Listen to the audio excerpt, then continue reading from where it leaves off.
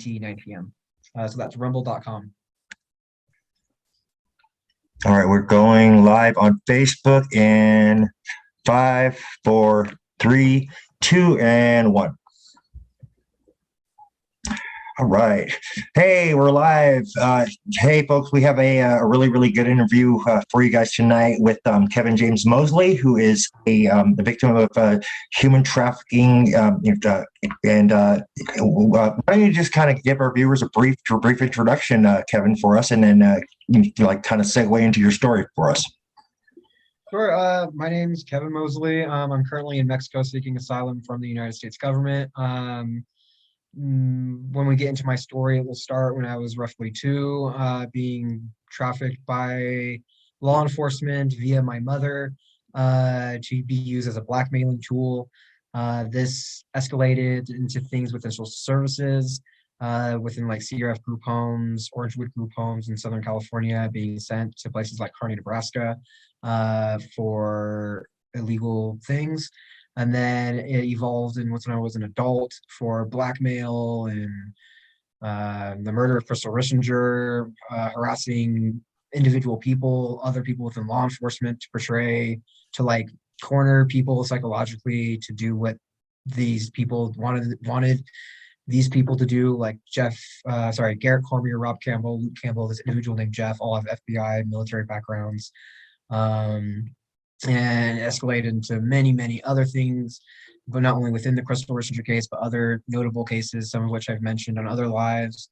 And also escalated with my own issue, again, me going into Canada seeking asylum, and certain things happening there that again evolved into me being where I'm at right now in Mexico.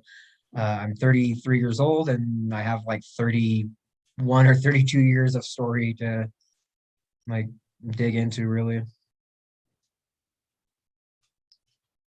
So you say this started when you were 2? From I don't remember like the specific date, but like my first memory, I was roughly 2, and it was the story that I mentioned earlier, going into the apartment in San Diego, California. Do you want me to go through the story again? Yeah, for the viewers, that'd be fine. Sure. Yeah. So my first story was 2 years old, going into an apartment in San Diego with my mother. There was a guy sitting in a reclining chair that in my 20s I would find out his name was Garrett Cormier. When we walked in, my mom was like holding my hands and like to my right, and the guy in the reclining chair said, you have to that my mom had to have me sit on his lap, that he couldn't have me sit on his lap, otherwise that he'd be responsible. And then my mom had me sit on his lap, and then she went on the other side of him and started taking pictures because it was like a tool to blackmail. Like he knew he was being blackmailed, but it was like something that he had to do. And then I remember the event slightly different than how he would tell me how he remembers within a conversation that we would have in my 20s. I remember sitting on his lap, feeling pain, screaming, and then he threw me at a wall. He says he was worried that I was going to remember his face, and then he threw me at a wall because of that, and that's when I started screaming. And then I find out later that guy's name was his name was Garrett Cormier, and then while he was investigating his own trafficking case in my 20s, it was put out there that he was the first person that molested me, and one of the main individuals involved in his trafficking case that he was investigating. Was he like in and out of your life between that time and your 20s, or was it just the one time and then you don't see him again until in your 20s? So there's only one really strong memory I have, like I mentioned, when I was 2. And then I remember my mom on 2 different occasions taking me out on a boat with I'm 99.9% sure it was Garrett. And then I remember, and then because we would talk about it again in my 20s. They said that they took me on the boat because they were going to throw me off the boat and say like I fell off the boat, but my mom said she couldn't do it. Like she just, at that time, she still cared for me. I guess that just a little too much. I remember turning to her because like I was sitting on the edge of the boat and like I feel like a push, and I look back and she's looking at Garrett saying, I can't do this, something or other. Can you do it or whatever? And then they They didn't do it. But in my 20s, I was going around the country for various reasons, partially against my will, partially it's very convoluted. We can get into it more. But I got picked up by law enforcement, and this law enforcement officer stopped me and said, "There's a guy that works for there's a guy in California that works for the FBI. He wants to talk to you about some stuff that may or may not have happened to you when you were in group homes and maybe when you were younger. Do you want to talk to him, talk to the FBI agent about the stuff that happened to you when you were a kid?" And I'm like, "Yeah, sure, of course." She's like, "Of course I want to like just resolve these issues." Me not even realizing how serious it is at this point. I just thought I was like sexually assaulted a couple times, like here and there, or not to say it like that, but like I just thought it was like sexual assault, and that like sexual assaults that were unrelated to each other throughout my timeline within social services and with my mother, etc. I didn't realize until having these conversations that was much bigger, because like throughout these conversations, within the first conversation, Garrett was asking me if I remembered like just normal, what I would think are normal questions, like who do I remember, who might be able to speak out against the stuff, like advocate for me, corroborate my story, any other witnesses, etc., anything like that. And I was like, yeah, like here's, like, so you have group homes, Orangewood, this person, childhood, like tons of people. And then at the end of the first conversation, he said, well, because we were just going on for like at least an hour or two. And he's like, well, we're like, for me, he's like, continue traveling around and I'll have law enforcement continue to pick you up and we'll continue the conversation. And when we have your case ready, we'll have you come back to California and we'll get these guys.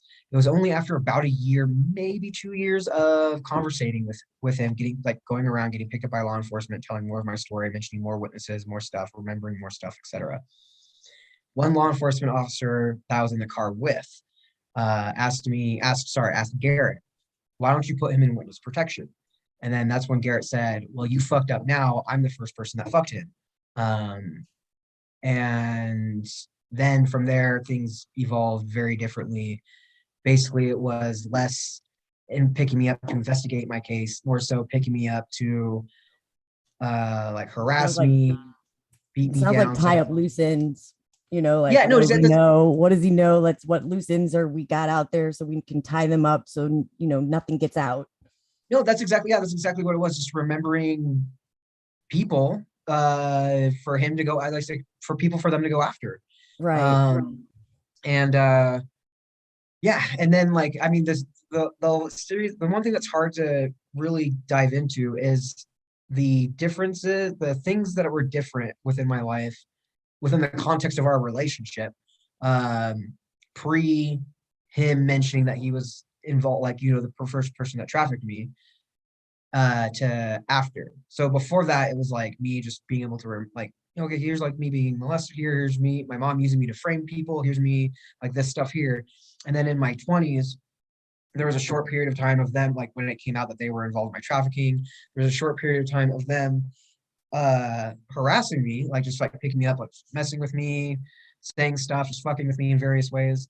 And then through various things that I did on my own, I was trying to set myself up in a position to have more power, I guess, in the situation, and to be like less of a less of a active target. Right.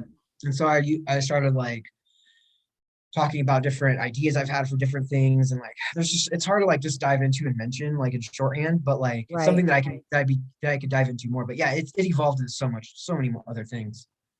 Well, what I'm curious is, how did your mom get involved in this? Was this something that she was thrown into when she was a kid, or how does one go about that? I believe so. There's a few things that make me question. So there's two main ideas that I have, because my Aunt Debbie said that she got involved with these people in high school. And then ever since then it ruined, because my Aunt Debbie is my dad's side of the family. And like ever since then it ruined my dad's side of the family. And then, but then at some point in time after it came out that these people were trafficking me and I was still getting picked up, I want to say it was like Missouri or something. I got picked up by law enforcement, and I think it was a sheriff, might have been state patrol, showed me a picture of my mom sitting on her adoptive dad's lap doing what I was made to do when I was like 2. Oh, so she was in the system also. Like, yeah, she was adopted when she was 2, and then she was used according to the person that showed me the picture and the back of the police car, that my mom was also being used as a trafficking blackmailing tool, and that through that, because of like that incident, whatever, he was showing me this to be like look, like we all have to do things we don't like to do, like buck up, things will change. Kind of like, I don't know, just like kind of like there's tons of people that get molested and used for human trafficking, just don't really care about it. Just blow it off. Just go along with it. Yeah, not something the average everyday citizen thinks about, on that kind of a level. Yeah, right. But they just want you to go along with it. They want your permission because they have to have your permission to be able to do universal laws, to be able to do these things to you. You have to know about them in some way. They have to give you that knowledge before they can come against you like that. So yeah, here, let us just go along with us. You know how many times they've tried to do that with me? Well, if you just go along with us, we'll make this kidnapping just a little bit easier. It's ludicrous. I mean, for me, it was like a lot, because like around this was after it came out that, these people were involved in my trafficking. And like things were just getting more and more heavy. And then I started, like I was saying, I've mentioned to them that I was like, I had recordings and that I was going to like go public with it unless X, Y, and Z happened. And it was just more of like a cat and mouse game, because at that time I didn't have recordings or anything like that. I just used it as a tool to lie to like for my own protection. And then like I was just trying to play like a big game, so to speak, to try and beat them out psychologically or something. Like I don't really know, like. So you're trying to gaslight the gaslighters. No, yeah, really, yeah. Really? I was like, I was saying, I mean, I was telling them that I was leaving, what's it called, like little recording devices, and like, because I would like go all over the country, I said I left recording devices in like all these different people's like politicians' offices and like law enforcement buildings, etc. And like just really like going like hardcore with some bullshit on my end, just to gaslight them or whatever. Not really to I wasn't even aware of the term. For me, it was just like trying to set it up to where like I told them at one point in time that I had a bunch of stuff that a friend was holding, and that if anything happened to me, that she was going to go, that she was going to go public with it. And I just, the whole thing was fabricated. That whole part was fabricated. Oh, I'm sorry. No problem. Exit out of your tabs, Dottie. Whichever one's calling it. Ringing from, I don't have it. Hold on, I'm sorry. Sorry. Go ahead, Kevin. Sorry. No, yeah. I mean, no, you're fine. I mean, yeah, no. I mean, there's just, gosh. So I mean, there's just that's like kind of like the premise of my relationship with these people past the trafficking thing, like past the stuff when I was like under 21 or so. And then from 21 and above, that was like the premise of our relationship. And then from there, there's just a lot of stuff that different happened. And I say this in this way to show, because like I've gotten some flack from people. So like on some of my stuff that I've mentioned, like the Crystal Rishinger case, which is a national case, like her husband was on Dr. Phil, whatever. I have tons of recordings of that stuff. I have tons of evidence to back up much of which I say regarding that. I also have an incident with a person that is named Philip Hamilton, that has a documentary on them in Ontario, Canada. An incident that happened there. And also with an individual, and as I mentioned, a documentary on him. There's also an individual, a kid named Caleb Boudreau that was murdered in Deming, New Mexico, that I knew. And his story was on the radio. And I mentioned the radio, the document, and the Dr. Phil, Fox News, Crystal Rishinger story, because to give context to what I'm about to say, because one of the things that we talked about, and this was towards the end of our really having conversations, is we talked about the George Floyd case years before it ever happened, targeting him specifically. Your dog. Your dogs are not happy. Something's going on. Sorry. I think they're calling out that what he just said about the George Floyd thing. I think it's like, yeah, it's corruption, all right, premeditated. No, yeah, no, and that's the thing. People like my one thing that the people that are involved in my trafficking, like my brother, he'll like bring that up, be like, oh, like George Floyd, like look how dumb my brother looks, or something like that. Just because my brother knows, like he was involved in that the whole scenario, but he's trying to portray that. And so when I mentioned Crystal Rishinger, Dr. Phil, I mentioned the guy in the documentary in Ontario, Canada, and I mentioned Caleb Boudreau, who had the whole radio thing on him. I mentioned that to give like I'm not just like, and all that stuff that I just mentioned, I have tons of evidence backing that up. I don't have anything backing up the George Floyd case thing, the George Floyd thing, but I mentioned that because it's the truth. I'm just mentioning it because it's part of the story, and people are wondering like, how did you get to where you are now, et cetera. And this is just part of the context. But for those that like, George Floyd is a big case to people that are not familiar with what the government's doing. Like that is something notable to everyone because it's just what they've heard about. It is every day for my situation. There's things way bigger than the George Floyd case that we spoke about, that we were involved in talking about and like planning, so to speak.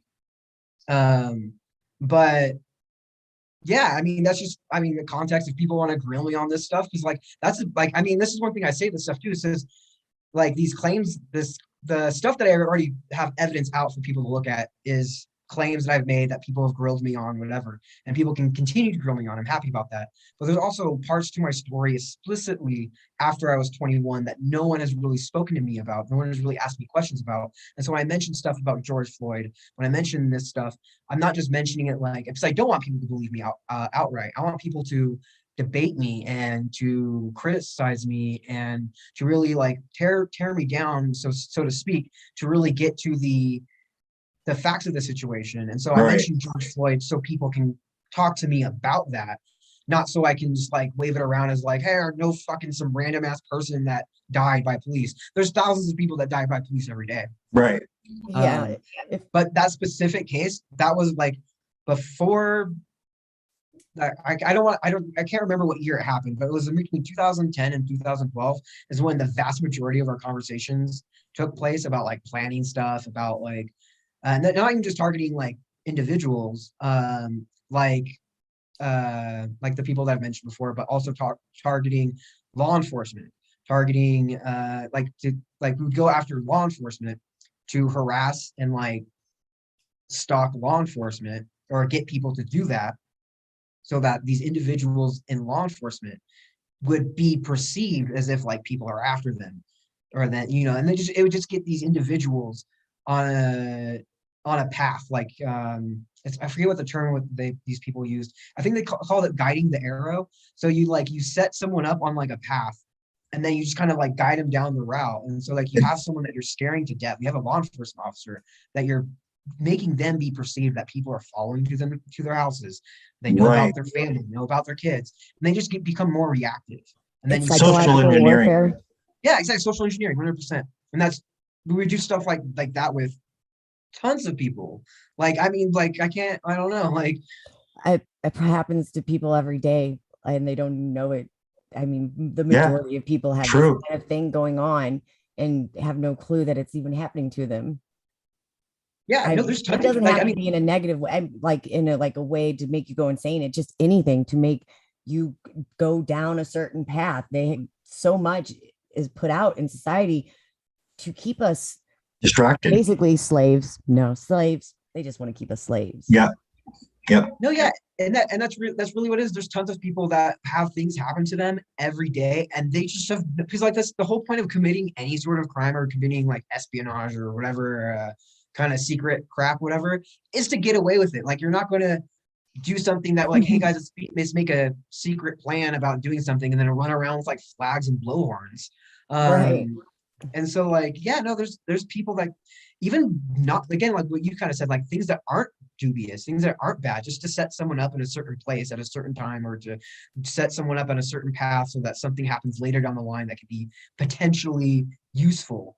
Right. Like I mentioned, it's such an entwined web. It's so like a sophisticated like system, so to speak, that like it's not meant to be obviously problematic. It's supposed to be like, well, like those Levert. actions that they did, that could be normal, like that could be regular, but it's just it's I don't know, it's just pull the wool over people's eyes, so to Oh speak. yeah.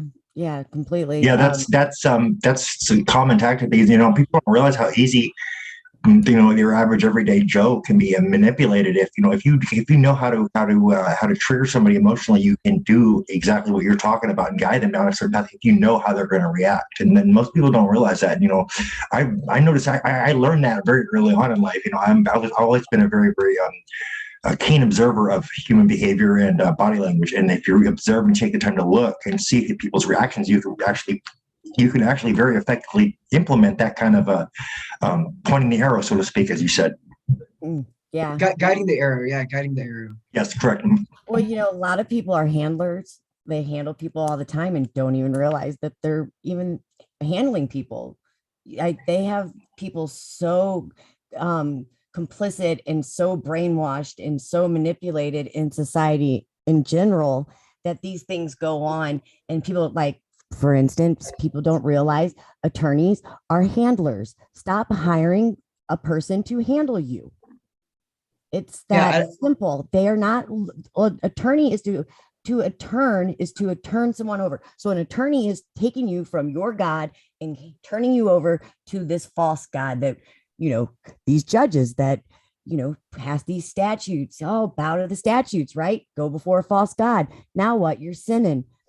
And statutes, people, are not laws. They are People just the same as like they're not akin to tax codes. They're not laws. They're codes or statutes. Those are not and they're laws. really only made for government. They're not even made for the man, for you and I. That those statutes and laws are for government employees, not for man.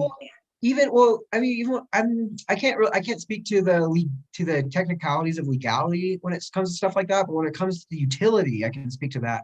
And so any nation that you have, any organization, any business, anything like that you have, its goal is to make it to the next day, is to sustain longevity for as long as possible. And so if that means being honest and having the best products or being the most free and open place, then that's what they're going to do. But if they believe that it has to involve bribery and corruption and human trafficking and whatever, and that's what it needs to take to sustain longevity for a nation, then that's what people who are in charge of sustaining the nation are going to do. And it's constant games. Like, I mean, even within the U.S. Marshals, FBI, CIA, there's on a top level basis, they harass and attack and do false flags against each other because the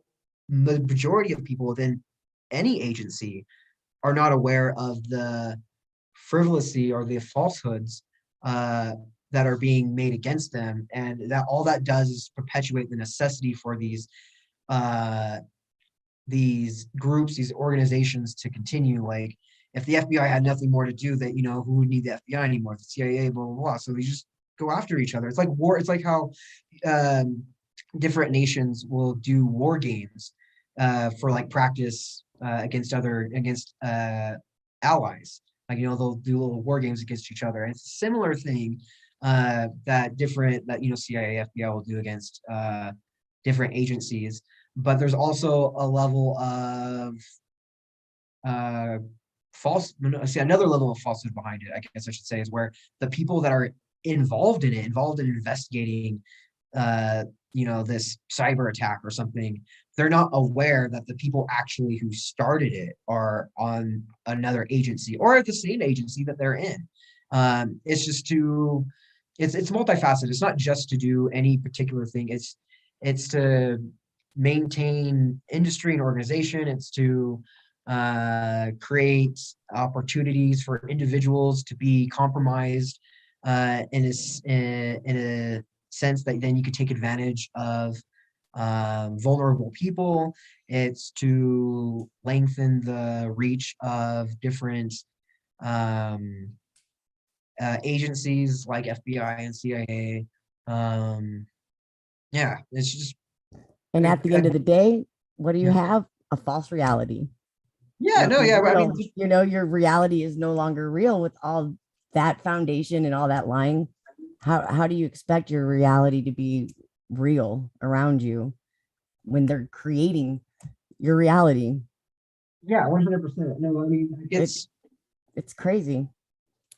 I mean, there's a lot of manipulation when it comes to like the trafficking and manipulating people. Like even like so like there's a lot of stuff that happened when I was a kid, when I was in elementary school, middle school, high school, where there was different kids that were used to harass kids as part of like the trafficking, but the kids may or may not have been aware of it.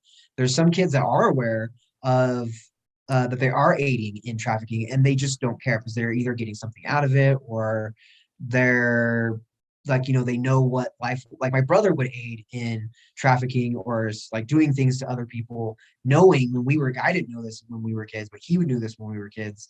And he just didn't want to get molested anymore, or he didn't want to get in trouble for doing nothing wrong anymore. And so he just was like, yeah, like I'll do whatever I need to do to make it to the end of the day. And that's where he's at psychologically now. Fight or flight. Yeah, fight or flight. And that one thing I don't think he realizes is that like once they're like, let's say like tomorrow, if I were to like pass away from like a heart attack or something, like there's no reason for them to keep him anymore. Like I mean, in most cases, there's reasons to keep people so that you could use them for like different things. But like my brother is a massive loose end. And I don't think he realizes that, like, I don't know. I personally think that like if something were to happen to me or something like that, then he'd be thrown under the bus near immediately. He may not You're be. frozen on my end. I froze. Dottie froze or we froze. Oh, maybe he's freezing up. Give it a second. Kevin, you there? Are you there? I'm here. Oh, there you are. Okay, you're back. You just froze up for a little bit for a second there. Also, I wanted to keep on the YouTube stream. We got somebody posting some links to some adult sites that were not. That I thought that was kind of odd considering the podcast we're doing. I removed them, but please don't post links like that. We're not trying to. We're not. That's not where. No, don't do that. That's not cool. Probably some spammer or something. Or bot. Yeah, or what do they call them? Trolls or whatever. Yeah. You know, when you're in the fight or flight mindset, your brain no longer can produce the chemicals you need to learn. So your ability to learn just goes to shit. And to think objectively and critically too. Yeah. And your brain is no longer able to produce the chemicals it needs to keep your immune system healthy. So basically, when you stay in that state of mind for too long, your only guarantee is disease and death, you know, like because you're not going to stay healthy, and then you're not going to get an education. So you're going to stay in poverty, because a lot of times these are people that are in, you know, low income, poverty, you know, so you get stuck. This is actually another one of their games to keep you in as a slave in their system. So they keep you in a place where they want you. So they create, you know, a lot of this stuff in a lot of these neighborhoods like that fight or flight kind of situations, just so you don't wake up, you don't get an education, you know, you don't further your family, your bloodline. So you don't, you know, do more than what they want you to do. They want to keep you in these complicit places like Ferguson, Missouri. We had all that craziness, and that was ran by Soros, and there was actors in St. Louis during that time creating all this chaos. And what it turned out to be was it is the first smart city going in Missouri, in St. Louis. So what they had to do was destroy the city to rebuild the city, to put in the 5G, the towers, and make it a smart city. So that's what they came behind and did. That's why they set that whole thing up. Hmm. I don't know anything about that, but one thing I think is really I can't really speak to anything about that, but one thing I think is really interesting that I don't think people realize is when it comes to like human trafficking or drug trafficking or anything like that. And one thing that like how my brother got involved is like I don't know if people like no most people probably haven't looked this up. Like I haven't looked this up, but I presume, but like I don't think anyone can go on like LinkedIn or Google and look up like how to apply for a human trafficking job, No, how to apply for like a drug Right. trafficking. Yeah, it's not something you can just do on your everyday site because it's not one of those things that like that. It's just not. Exactly. And so people have to like think to themselves, like a question that should pop into people's minds is how are the people resources in the sense like how are the employment able to sustain itself in a job like human trafficking, like how do people gravitate towards that job? And I know, but for people who don't know, I think it's like that's something people should think about. Majority of people that are involved in trafficking people, uh the vast majority are victims of trafficking themselves. um like that's there's and then a lot of these individuals that are victims of trafficking themselves that go on to traffic people are also used as scapegoats in cases later on in the future. It's like a snake eating its own tail. It's you take a step of creating an industry, and then you use resources, the people within the industry that you're using to abuse, you raise them up to become abusers, and then the ones that are abusers now, you use law enforcement, the good guys, to go after just those guys. You get these like middle to low middle to maybe high middle participants. You don't mention any of the kids, or very, very few of the kids. All those kids still go missing. Like no, like the Epstein case. What kids were involved? No one knows. Who were they sold to? Huh? Like people know. just Epstein and Ghislaine Right. Maxwell. That was the whole case. He was muted. But The whole like, case was freaking muted. People know because you know why it's trickling down into our front rooms. It's our children they're taking. Yeah, I mean, at this point, it's like people are waking up on it. I mean, at this point, it's just become so obvious. I think most people are kind of hip to it, or just that something's wrong, But like, there's a lot more due diligence needs to be done, and a lot more people that need to start speaking out too. I think. yeah, no, 100%. And then, I mean, there's just, I don't know, like, what was I saying? So like, you have these different. I was going to say How something do else. people end up working in the in the human trafficking industry is what you're talking about. So Yeah. they're victims themselves. Yeah, And these so- yeah, these people who become victims and becoming perpetrators because they're groomed and many are forced into it. I don't mean like people think that like I've gotten messages and people are like, oh, like if you this happened, like some of my trafficking happened when I was over 18. And they're like, if you were over 18, how did you let this happen to you? I would have just left. And it's like, you can't just leave the planet. Like, I don't think you realize how powerful the human trafficking industry is and how powerful like the US government is and how well the connections between, and not just US government, like they're the only like Mexico, Canada, the UK, Saudi Arabia, like most countries are involved in human trafficking, etc., because it's beneficial to the government, like right. to their respective governments, as well as, the government that we're speaking about, the United States. Well, all of that is powerful, the governments and all that, but you know what else is very powerful is the brain.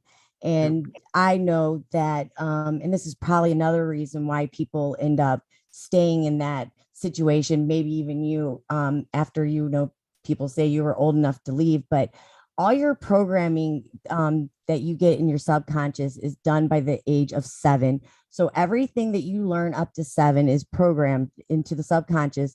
And that is where you act out 90% of your day from. So the minute you start thinking, you go into your subconscious mind. The only time we stay conscious in our conscious mind is when we fall in love.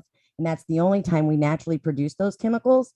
Other than that, we have to go into the present moment and make sure, we have to tell ourselves, after that, 90% of our day is from the subconscious and we act from there. So if your programming is to traffic and that's all that's what else are you going to do? It's in your programming. Yeah, well, I mean, like I said, like a lot of people don't even want to, and like I wasn't involved in trafficking. I was involved, like there's a lot of things I was involved in that we can get into. There's a few things that I'm not proud of, a few things that I think are really fucking cool, actually. But like not the utility, but the function, I guess. Or not maybe I'm being function, but not maybe the other way around. But there's a lot of people that are affected by this. Again, yeah, they're unwilling, but also like you were saying about how to psychologically mess with someone to get them to do what you want them to do without them even knowing it. That is heavily involved in trafficking too. Like there's a lot of people that are involved in trafficking that do not know that they actually just traffic someone or something. And to most people, they think, how could that happen? Like some of them don't even know they're I being would have trafficked. noticed the kid like banging the little cage and like like ringing the metal cup on the and that's just Right. not how trafficking happens. Like No, trafficking, like it's like people think that people don't know the everyone that's definition of it is yeah. one of the reasons people don't understand what it is. They don't even know the true definition to what trafficking is. Yeah. No, yeah. You know? It's not only the definition, it's just like the general, like how things happen. And like a lot of people that have spoken to me about trafficking, have asked me questions about it. I believe they have the premise that, again, that it's just like like when I talk about the stuff in group homes, they think that like every kid was like, in a cage in group homes with like little tags on them. They're like all the kids are like in it together, and we're just like, come on guys, let's plan to like get out of this and like take their little chains off our hands and like stuff like that. But it's just like not how it is. It's like most of the kids, we don't talk about each other's issues. We're not like in it together. We're just other kids. Where in fact, a lot of staff members and social services pit other kids against each other. Oh, I can see that. And it's like there's a level of maintenance so that the victims, the witnesses, everyone involved could be like, oh, like that was unusual or that was inappropriate, but there's like this normality that I can like catch on to. And so like, at CRF group homes, if it was like, people coming in every day and like kids just being like tied to like fucking like beds or something like that, then every single kid and everyone who worked there could be like, oh no, that's, this is obviously wrong. But with you being more secretive, then you can, and be more, how do I say, covert about it, you can then only implement certain staff members and certain people like judges and certain people to do certain things. That you don't even have to have people to be aware of the full thing. You could have like a staff member do something that they know is illegal. They don't know that it's for human trafficking. They think that they're falsifying paperwork to get the kid into a place where they need to be safe, not to be actually trafficked. Right, to actually be trafficked. They think they're helping, but in my experience, I found in St. Louis, my experiences with the court system, I find that everybody in the court system, everybody that I've dealt with, they all know what they're doing. There's no one that's being tricked into any of it. They're all well aware. In my situation, in my experience, everybody knows. Everybody's protecting everybody. Everybody's covering up for everybody, knowingly and willingly doing this. The entire law community. I think so too. And someone commented on my end, they're like, parents breed their own children. No, and I've experienced that too. And this is like, I've experienced children, like not only with myself, my mom trafficking me, etc. I know, and I my statistics on this might be blown out of proportion, but I think the vast majority, to be safe, I'm going to say at least 60% of the population of the planet would, even those who advocate strongly against this idea, and they truly believe themselves that they would be against it, they would 100% do whatever they need to do to their own kids themselves, or to have someone else do it if it means them being able to go home and sleep in their own bed and have some semblance of peace at night. They might be like, oh, like, I just want to protect me and my family. Well, we're going to go after your family. It's Oh, they went probably after my more family. than that. I only say that because of how many people are quiet, how many people Yeah. stay quiet, how many people are talking, 1% of the population, maybe. Those are your No, yeah, people I that mean, wouldn't do yeah. that. Oh yeah, no. I mean, if I'm using my own experiences and extrapolating that outwards a bit, but Right. like yeah, no, like a lot of people, like when the chips are down, they will just care about themselves. Like you see that in less serious stuff when it's like there's an article I read recently. Was it an article? I think it was an article. Maybe it was a YouTube video or something, of like a news report of someone that left that was going to run for like senator or something like a governor or something, but then his family got threatened, and then he made a public notice saying, well, my family got threatened and I don't want my kids to get hurt, so I'm choosing to not run because of my family. And that is a small level of like of someone not doing what is ultimately the best thing, to For the protect better good. themselves and their family. But then the majority of people, I believe, again through personal experience, when it comes to the more serious stuff, when it comes to like, hey, like you got to let us traffic your kids or we're going to kill you. What do you choose? And if we kill you, we're also going to go Still going to traffic. traffic your kids. Yeah, exactly. So it's like you could just be down for it. Like we can give you some stuff. You want, like to like I don't know, most I don't my family never got mom never got anything out of it, but I presume that some people will probably get some benefit out of it. Somebody does. Yeah, and yeah, most people are like, I'll totally, yeah, totally prefer my own safety. Like I could always make more kids, or like, as long as I get to watch that new Disney show coming out next week, like fuck everyone else. And then when I get, yeah, and It's then really it sad. extrapolates. A lot of people will say that like I'll do whatever I need to do for my kids. Like if I need, if as long as I can keep my kids and keep them safe, I'll traffic your kids. And that's just, people don't fucking care. Like, or they care, but not enough to do anything about it. They don't, and They don't stand that's up. yeah, and that's how the system. That's one of the many ways in how the system perpetuates itself, is through things like that, and through things like, again, like grooming young adults, grooming kids that are victims of trafficking into being traffickers themselves. That's one thing that I think is really obvious in the seriousness of this of like human trafficking, etc., of government compliance with this stuff, is that once you think about how the system sustains itself, the money involved, the like the I don't know, there's like the logical conclusions that people would have to come to when speaking about something like this. For me, and if, I'm more than happy to have conversations with other people that might be on the fence or might not be, or might be in disbelief of something like this, to try and like lead them towards this path or whatever, toward this understanding. But like, yeah, like how does an industry, a global industry, sustain itself from perpetrators? Like, where do all these human traffickers come from? Where do all these victims come from and go? Where does the $150 billion industry just in the United States, where does that go? Where does that money go? Is it going into like homeless people's crack addictions? Probably not. Like, like statistically speaking, $150 billion, there's 320 million people in the United States. Like how many, I don't know, let's just like do some I math. ask all the time. Yeah, like 800, how they say 800,000 kids go missing in the United States. It's higher than that a year, right? And my question is, where the fuck do they put 800,000 kids? How do we not know where are, that's a lot of kids just to be gone. Where the hell are they? You just don't lose that many bodies, alive or dead. Like where are these kids? Yeah, 800,000 kids don't go missing. They get taken. They're forced into hiding. So not into hiding, but they're hidden.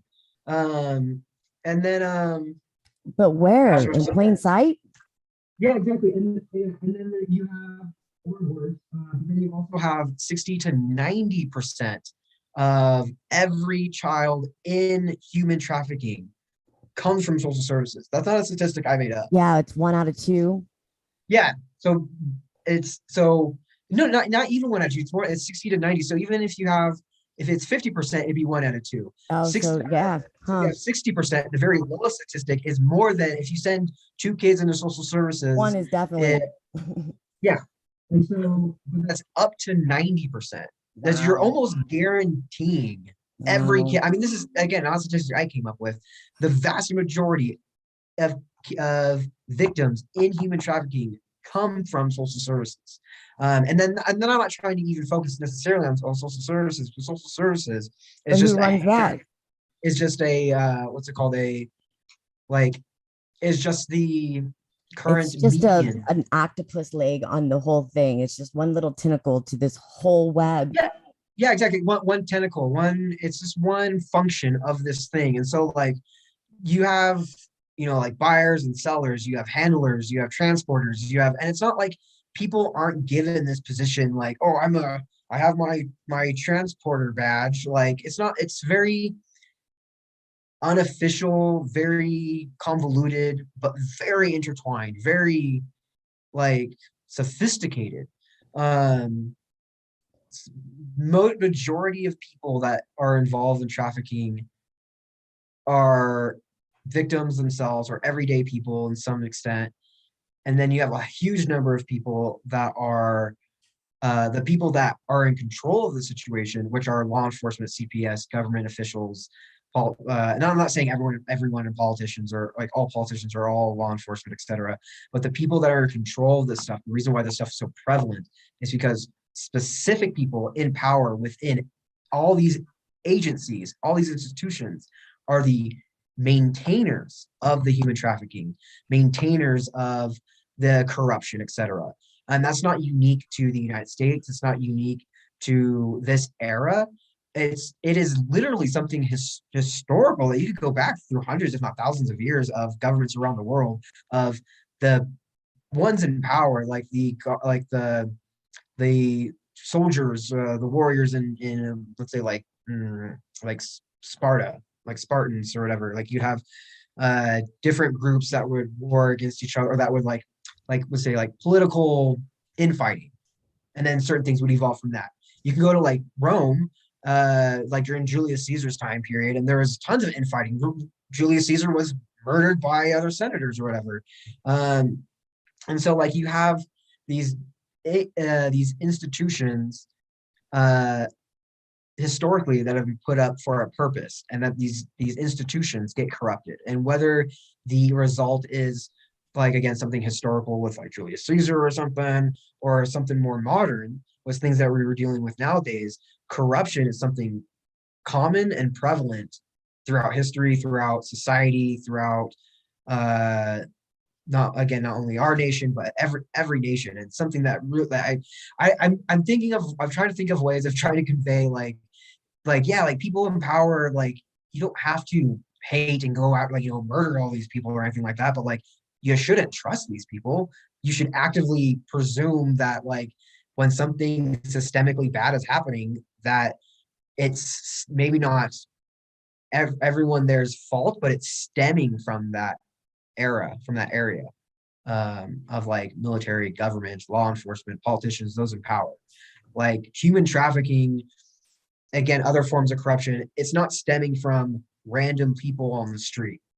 Like, No, no, it's not just some thug or some gangster, or you know what I mean? Like out on the street creating it. No, this comes deep within our government and our church, the churches, not our churches, because I don't go to church, but the church, the government, this stems way deep into everything. Um, because if it didn't, somebody would step up and help. And nobody's yeah, nobody's no, I doing it. mean, I mean, and it's so weird. Like we can, like, I mean, just with my own research preparing for my asylum case, there's, I've mentioned this a little bit on our last bit of talking, on a local, state, federal level. There's and every state, there's issues within agencies, within law enforcement, within government, within politicians. There's many things regarding FBI and CIA and government officials international. Look at other governments and what they've written, or other nations. Go to other nations and find out what they read or what they understand the U.S. to be as, and then you'll get a bit more unfiltered version of events of a variety of different things. And then even if you were to even if you were to conclude that a portion of what people are getting is like either dramatized or inaccurate or some way, the sheer magnitude of criticisms, we'll say, against the United States from both within and outside of the United States, against the United States and the government officials, is overwhelmingly it's overwhelming, and it would have to give, I would think, the average person the notion that the United States government is a corrupt entity. And I'm not trying to pick on the United States uniquely. Go ahead. They deserve it. I think it's most, if not every government in the world, and that's why most governments, even the United States, has laws against corruption, because at least at some point in time, people were aware that corruption was a real thing that people needed to be concerned about. But people are so, not so, everyone, but some people are so, I don't like using terms like brainwashed or anything like that, but some people are so coaxed into thinking that, like, it's 2022, we have that one guy in office and there's other guy running this other office, and there's no way corruption could happen nowadays. Like, you might get like a guy embezzle money and, like, I don't know, those are just like fall guys, Yeah, but you gotta have some fall guys. You gotta have some people win their kids so you can hide as many people that are losing their kids and so on down the line. You know what I mean? Like, you have to have some of that just to keep people thinking that, there's good in the world. This isn't everybody, but it is. It's all of them. It's all, the whole government. Like, there's, if you are not a part of it, it's going on. So you're just as much a part of it. You're just as much to blame. Yeah, no, 100%. Gosh, I mean, yeah, it's just, it's a bit much. One thing, I don't want to sidetrack too much off of my of my particular story. Is there anything into my story that you want to dig into more? I know we talked about, like, when I first started. I was watching a video with your brother, and he said at the age of 11, you guys were put into foster care. Around that age, why were you taken from your mom at that point and then put into the system, and why did they come and take you guys? Well, one thing I want to clarify, did my brother say that we were taken from our mother? I don't know exactly. I just know that around the age of 11, I think he may have been 11. You might've been a little younger. That is when you guys were put into CPS, or CPS took you guys. Okay, I was just trying to figure out which video you watched. My brother his story changes depending on which video you watch of his. But me and my brother were never taken from our mother. We were taken from our dad. We were living with our mother, and my mom went to go sit, because of the situation. She sent us to go live with her dad, knowing that we were going to get taken to social services, because she wanted to set up my dad to be the bad parent and not her, because she has to be looked at as like a good, responsible parent. So when her kids are involved in human trafficking and shooting up schools, she could be like, "Oh, how did this happen? Like, I've just been this really sweet lady this whole time. I've raised my kids the best as I could." Like, sorry. I just, like, blowing my mind away with some of the stuff my mom has done and stuff like that. But no, yeah, we got taken from our dad. And the story is somewhat convoluted. And I was told a different story than what my brother mentions in his YouTube video. And both of those stories are different than what my mom says in a recording that I have of hers, of how we went into group homes, which is also different than another story that my brother told on how we went into group homes.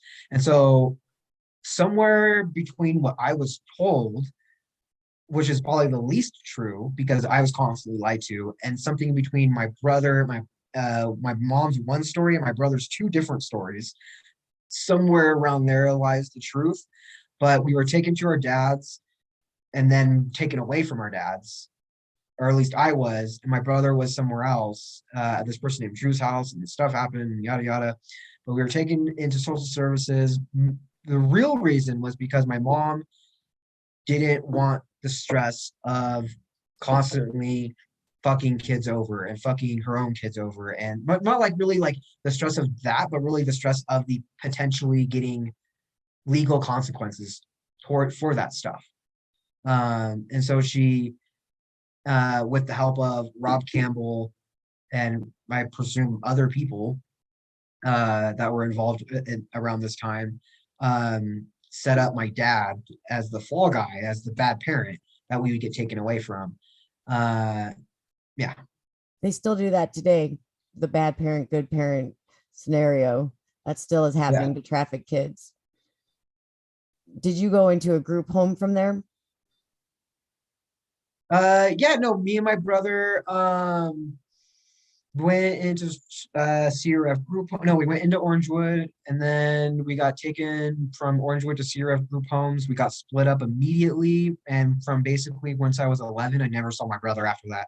Like Until when? Like I saw it. Let's see. I remember he visited my mom once in Tustin or whatever city that was, right after I got out of group homes. My brother stayed in group homes. I saw him once or twice in Huntington Beach, California before I was 18. And then I saw him once after I was 18. And then I saw him for like a month when he lived with this person named Melissa. And then I left there. And then that's when I got picked up by law enforcement. And the person that was investigating my human trafficking case was the first person that molested me. And also I didn't realize at this time that my brother, like only in hindsight, because I remember my brother had a friend named George. He would ask me, he would come up, like, he'd be like, your brother's saying this stuff about you, like, what do you have to say about it? And I was like what? And I had no idea what my brother was talking about. But my brother, and what a lot of people were doing, not only at this time, but before this and after, was saying that I'm mentally retarded and I murder people, I rape kids, I am a master computer hacker, and I delete all of the criminal evidence off of computers, and I'm a danger to people. Depending on who they're telling this to, the story would change. Depending on the time frame, the story would change. And so George, my brother's friend, was like, your brother's saying all this stuff about you. And I remember in front of Melissa's house, I was next to George and my brother in front of Melissa's house, and this woman named Shelly's house, like Melissa's roommate or something. I think her name was Shelly.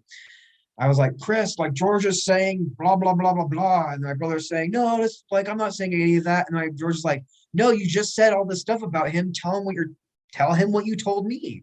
And then like, my brother's like, I didn't tell him anything. Shut up, George. And he's like, no, this is really fucking weird. Tell him.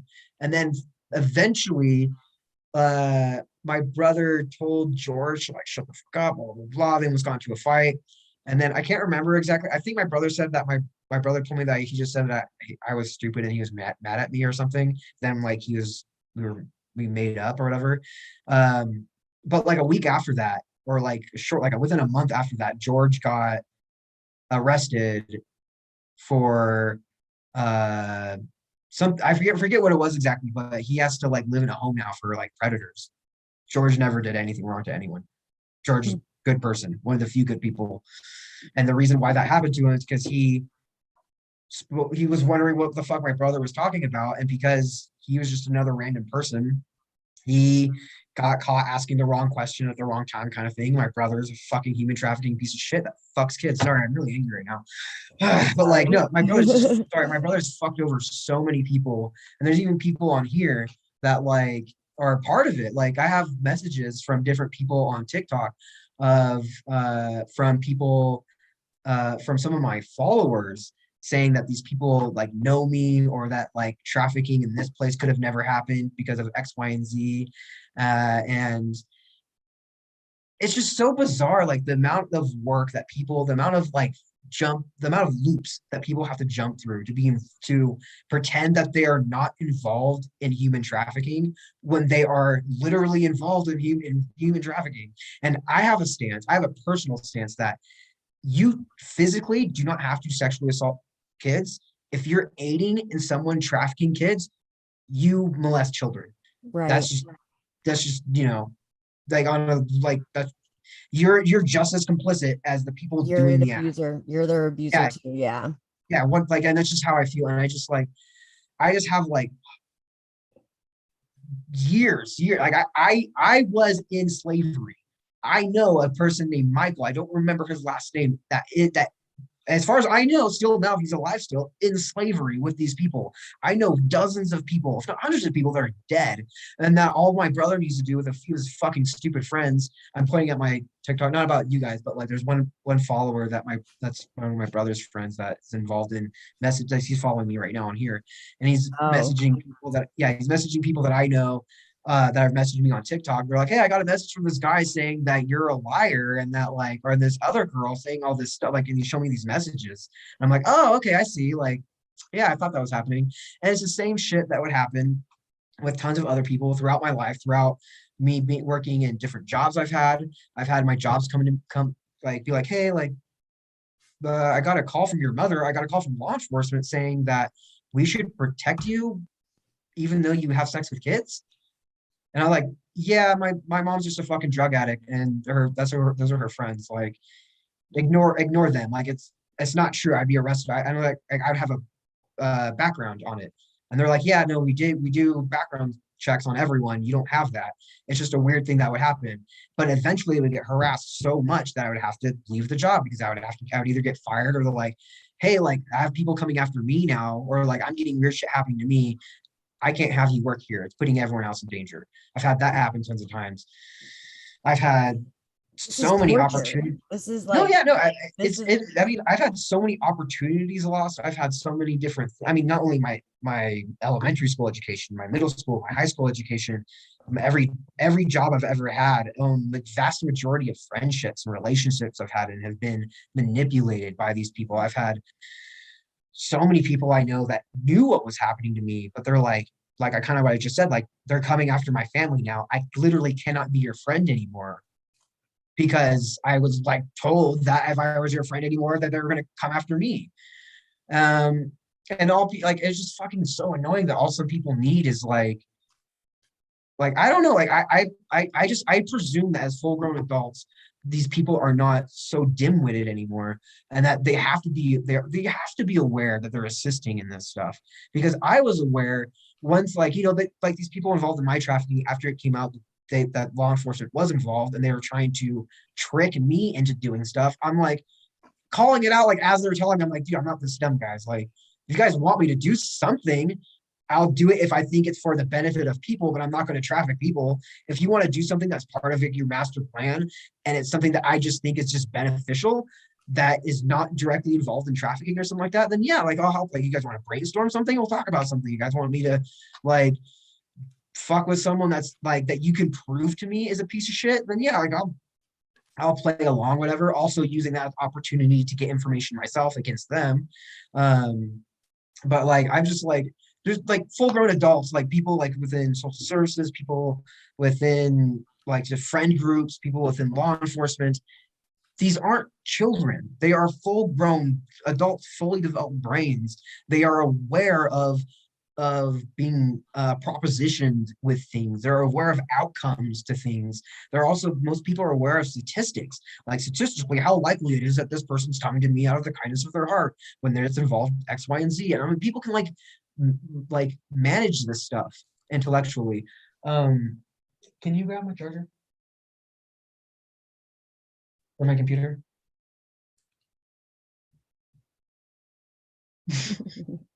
Have you ever asked yourself why? Have you ever sat down and asked, like, why are they always constantly coming at me? Why do they do this all the time? Why me, I say, is like, I mean, I've said that before, but more like less in a literal level. I know why literally I was chosen because I was picked out, so to speak, because my mom was involved in it, and it's just cycling through resources. Like, you have a chicken that lays eggs. Once it's not good at laying eggs anymore, you do what you can with it. You make meat out of it or whatever. You do whatever the industry does, and then you make use of the next resource. And then so on one reason that's why I was like chosen is because my mom was involved in trafficking, etc., and she cared more about her modeling career or whatever the fuck she was modeling. I don't know what was the initiating thing of in her head where I was like, oh, this is cool, like this is okay. But you know, she was more caring about whatever part of her life than she was about her kids. So there's that level, but then there's also like you know, like I thought, because I used to think why, like I asked talk to these people, I'd be like, why, like, and I'm not talking just like one conversation, I'm like dozens of hours of conversation through tons of other stuff. It came out that, I don't say it came out, but this is my understanding as well as what I was told, is that a lot of the trafficking is used to blackmail people. Like that's why kids are trafficked. In my opinion, I do not think the vast majority of people that are trafficked is because of just like people in power have weird fucking interests. I don't think that at all. I think that's statistically very unlikely, that just because you're rich, ergo you're a pedo or something like that. The vast majority of people that I was involved with that were involved in actually sexually assaulting children were unwilling participants. They were being forced to against their will, so that because they knew of, like, if they didn't, they knew what would happen otherwise, and then if Did you they say the did, majority of them were that way? yeah, I mean, I cannot think of but two people right now off the top of my head. I'm sure there's maybe a couple more, but at the top of my head, two people come to mind where like, oh no, they were down. They liked it, yeah. Yeah, they liked it. The vast majority, unwilling participants, unhappy to be there, not wanting to be a part of this. They just knew like something was going to happen to them or their family if they didn't go along with it. And most of them knew that like this was to keep them quiet about things that they were doing, that they've done, they were doing, that they were going to be asked to do in the future. So the people that are in charge of all the child trafficking, this is the way to strong arm them and to keep them in check, basically. Yeah, no, Just sick brain to come up with that idea. Yeah, no, yeah. Who comes up with that? I mean, that's the thing. It's not something that's unique to you. It's not like people in the United States one day were like, hey, we need a way to do this or something like that. Like this, like ways of operating a nation have existed for thousands of years, and things have evolved. Like, you know, people learn from their mistakes. A proficient individual will learn not only from their own mistakes, but learn from the mistakes of others. And so you just look at like how nations have risen and fallen. You look at how organizations and industries and groups have risen and fallen. And you look at like, okay, so how do we, like, let's say if like you and I were to make a country, how do we make a country? We would look at how other countries made a country. How did every other country fall? How do we escape this funnel that many other countries have fallen into? And so we work around that. We try to understand the like individual circumstances that created those events, and we try to avoid those. And if these things are if certain aspects of these are unavoidable, you try to work them in your favor. It's kind of like counting cards at a casino. Like you can't, like you can, it's just by chance. If you're like, you know, a nation rising and falling, an organization, a business rising, like, you know, staying in power or whatever, is by chance. If you're unintelligent, you know how to manipulate the game if you're intelligent enough, and then you can sustain your position on the playing field or whatever longer if you know how to, if you're intelligent enough, you know how to manipulate the game for your benefit or for the benefit of your agenda. That's like any playing field. So when you started coming out with all this information, so you were did you do this in your 20s after you found out? Is that when you started this whole process of trying to tell your story, I guess? Well, was it is that why you started this? It definitely wasn't like to heal. Like I've up until 2015, 2016, I was like fine. Like I just had all the stuff that happened to me, and I was like all the stuff that I was like trying to like I was trying to like get these people into like positions to catch them in criminal acts, etc. But but like I never, though a lot of bad stuff has happened to me before 2016, 2015, it didn't really affect me in a like personal level, like it didn't really affect my social ability. It didn't really affect how I would interact with people in very little, if any way.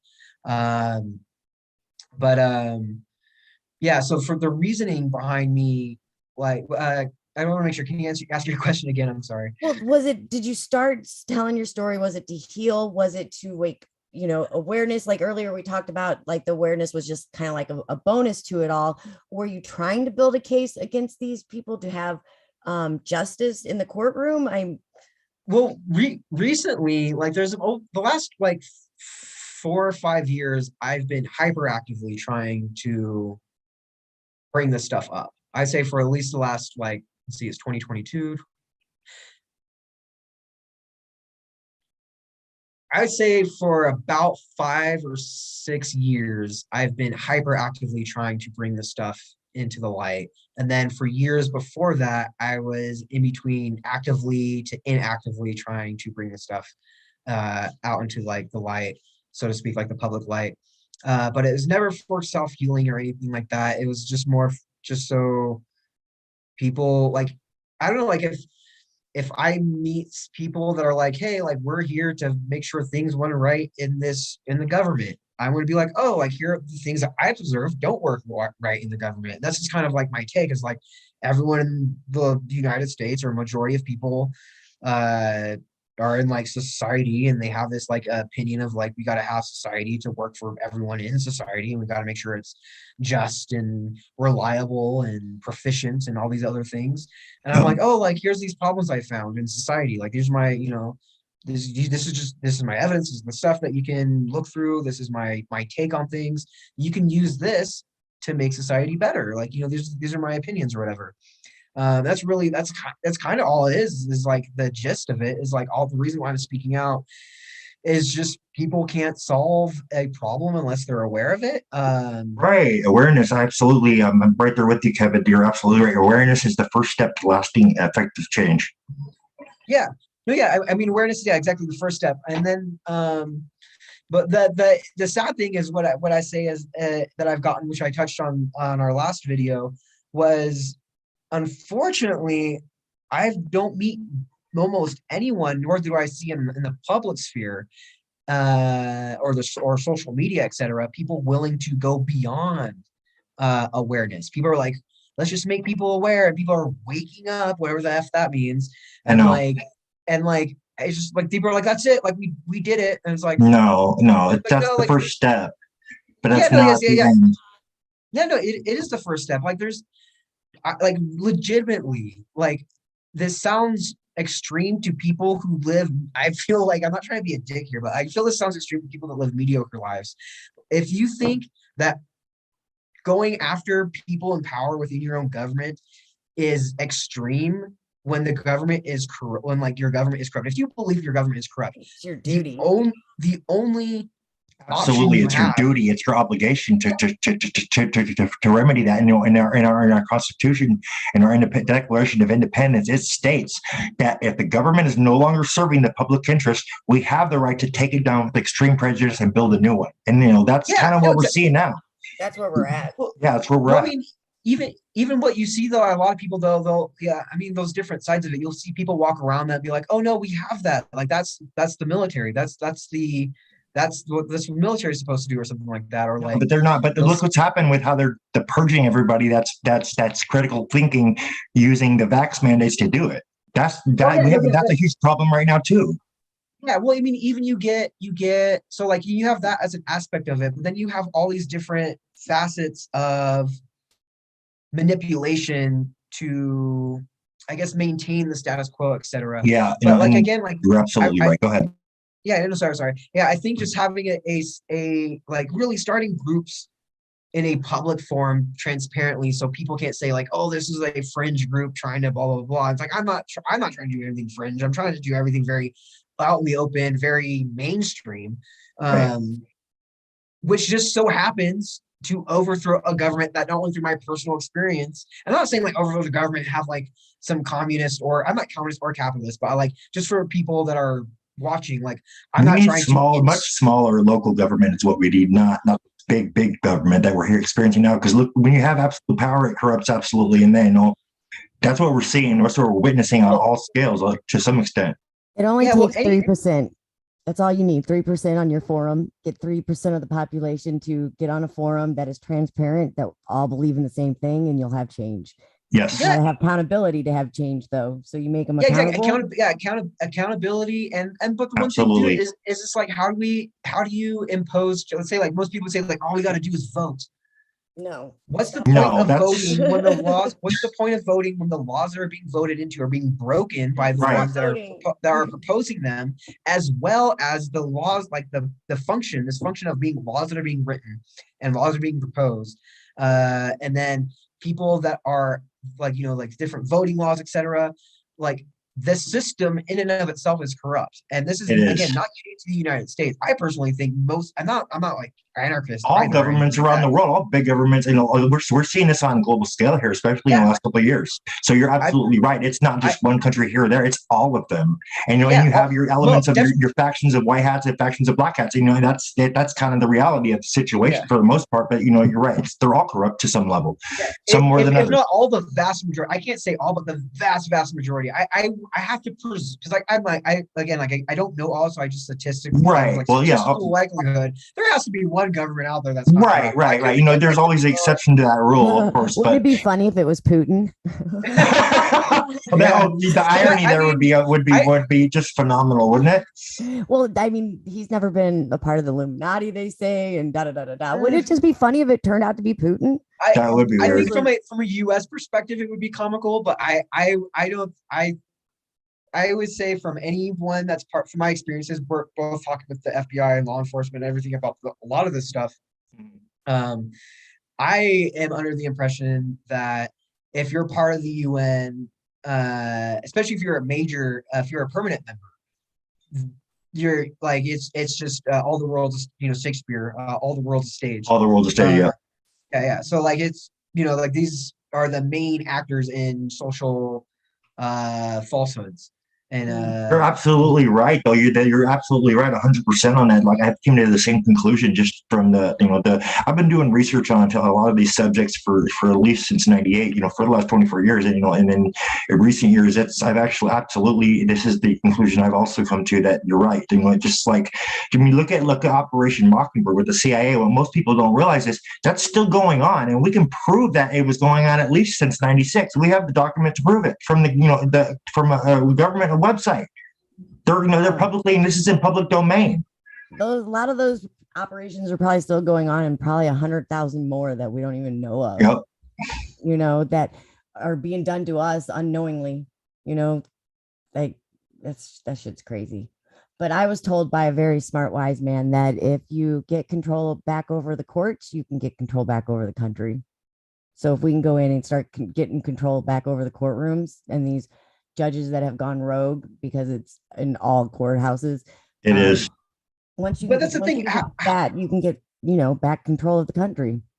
Yeah. How do you do that, though? That's the question. Yeah. How do you do that? And then not only how do you implement, like, an idea, but how do you assure that what you're implementing is infallible? Like, how do you make sure it's a foolproof plan? And that's why I really bring out, like, you don't want to build, all you have to do is move in law. Is what? Move in law? All you have to do is move in law. When you move in law, then, I mean, law is law, Right, but all it takes is for someone to change the law, and then it becomes an unjust law. I mean, just like look at or break the law, or break the law. Yeah. Those aren't laws. Those really aren't laws. You got to go back to your Constitution. Those, laws on your heart. Well, that's the thing, though. Those are all statutes. Those are all rules for the slave. Go ahead, Kevin. That's the thing, though. Even when you have the Constitution, you have people, not only through our history, not only through U.S. history, but also modern day times, of people that break constitutional law all the time.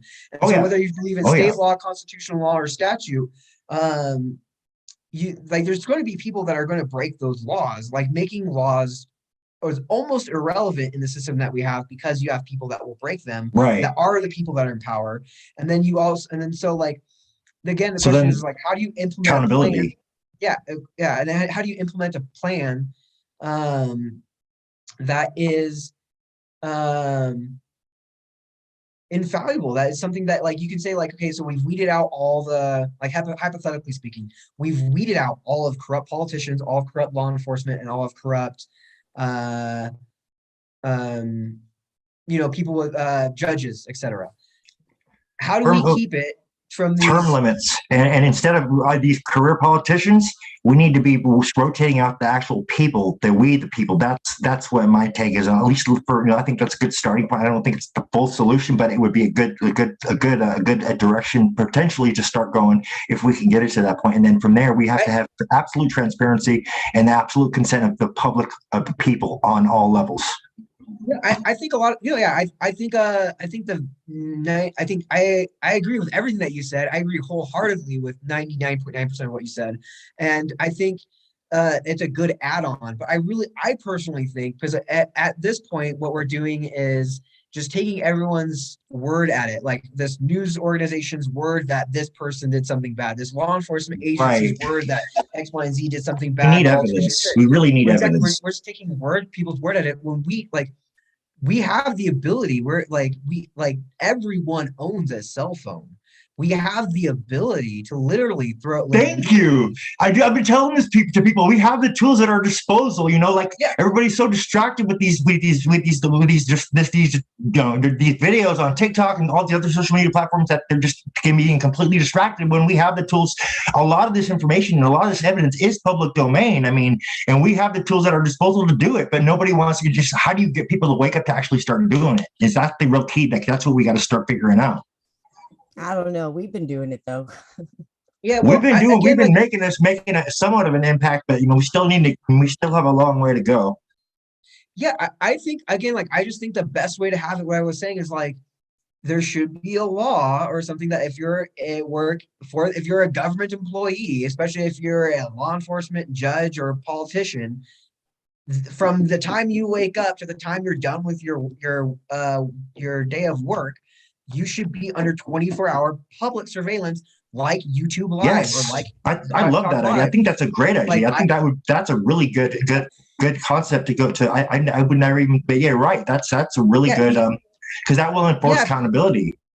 Yeah, it will enforce accountability, because even right now you have law enforcement that is like, oh, law enforcement has cameras, but they can shut them off whenever they want. And not only that, the first 30 seconds is always muted. Yeah, and then not only that, but then you also have let's say you have camera, you have video surveillance that was taken. You go to the police station, you sign a thing. Do you want that stuff? And they're like, no, we're not releasing it to you. Oh, that's what the fuck do you mean? Yeah, where's the accountability with that? You're right. Yeah, and exactly. What about getting a media motion in some of these star chamber courts, and then all they have to do is deny you? How do you get around that? Exactly. And so I've been star chambered 100 times. Yeah, exactly. So the only way to guarantee, otherwise we're just playing the trust game, which is great, right? If we're not relying on our lives about this stuff, but these lives are at stake. That's the thing, though. Exactly. We can't be playing it on just trust alone. We have to have absolute accountability to some degree, so we know that this is going to be benefiting the people. Exactly. So really, if I had if I had the money, I would totally hire people to go to politicians and law enforcement with cell phones and be here, you have to keep this on yourself. And they're obviously not going to do it right away, but just to start this social pressure of exactly. No, you should have to wear one of these around your neck 24/7 if you're a government employee or while you're on the clock. Not when you want to turn it on, not when you want to turn it on and off. All but times. As soon as you're on the clock, do not like to be recorded. They do not like to be recorded. Yeah. All times. I can go on YouTube. I can go USA, YouTube, USA. And check up on them. And publicly people should be able to check up on them too. Yeah, for transparency. The state of California or the state of Texas, the specific city, the specific precinct, and have a list of different officers that are on live that are working right now. Even the clerk. I should be able to hit a button and just watch what they're doing, being like, oh, this person's talking with someone about a ticket, neat, or something. I should just be able to do that. Otherwise, this is not only just for our safety, this is for the safety of law enforcement, the safety of politicians. Otherwise, we're just taking everyone's word at stuff. I'm sure there's people within law enforcement that were accused of false crimes that got in trouble to some extent about something that didn't actually happen. Right. But you're I mean, absolutely right about that, Kevin. You're absolutely absolutely right about that. I mean, in order for us to maintain that accountability and hold the fire to their feet, so to speak, we have to be able to check up on them, because they're supposed to be our representatives. But what they've done now is they've gone so off the rails. They're just covering it up at every turn, trying to cover their ass. I mean, it's gotten so bad. I mean, look at your situation. You had to flee to get sanctuary in Mexico, and then let me tell you, we got another guy. One of our team members just reached out to me, wants to tell his story, and he's in the same boat. He's fled to Mexico too for sanctuary because of how bad it is here in the States. I remember when you said that, the sort of another person coming to Mexico. I almost want to be like, hey, we should meet up, but like I don't want to intrude or bother this person too much. But I definitely there's probably a few things that I might be able to help them with, and they're like, and then maybe they can help me with. I don't know. I think that would be great, dude. I think that would be awesome, dude. I think you really could be able to help each other, because dude, I don't want to reveal too much because I haven't really talked to this guy and it's not my place yet, and we're trying to keep his identity, so he's to keep him safe. But I think that would be a great idea. In fact, that would be the start of something that we could really to implement to really make lasting change if we play our cards right on that, Yeah, no, 100%. And I think again, whatever works out for the best for this individual and for myself, wherever's most conducive to positivity. But yeah, no, it's something that I'm not in opposition by. But I mean, yeah, there's a lot of things within my personal experiences that I'm sure when it comes to this overarching situation that could be utilized to some extent for a resolution, and not even just what's happened to me in my past, but there's lots of stuff. That's why I mentioned in the last conversation that we had, that I think really having an opportunity to sit down and brainstorm, not only between us per se, but just people of the public in general, to brainstorm ideas and to brainstorm solutions and how to act out solutions, I think is a massive important tool, because like you were saying and I was saying and we were saying, awareness is only part of the plan. It's only step one. There's so many things after that. There's so many. So what steps do you plan to take to start moving in that direction? Yeah, because we've got the awareness thing down. Obviously, most people are aware, but what we really want to try to do with our platform, we're trying to figure out solutions how we can actually implement this kind of a change, because a lot of us are just fed up with this. It's just gone so bad. We're sick of it. We want change. We need the change, and that's kind of what we're trying to do with this platform. We're just still in our kind of in our infancy. We're still trying to figure a few things out here and there, but we're growing. We're not about. We're about presenting the evidence. I mean, if you haven't checked out some of our previous shows, you should. I'll send you some links after the show. We've been showing the evidence for a lot of these people that are victims that are going through the CPS court corruption cases stuff, Yeah, no, 100%. I mean, and it was asked what sort of ideas do I have or whatnot. Yeah. I think just starting with, so really you got to I guess understand the parameters of the situation. So our issue is corruption, and it stems from a government level. Our outreach, the goal of people to reach out to remedy the situation is general citizenry. And if we're speaking explicitly about the United States, we're going to say the citizenry within the United States. And so those are the base parameters. We have the issue, where it stems from, and we have the individuals that are used to utilize resolution.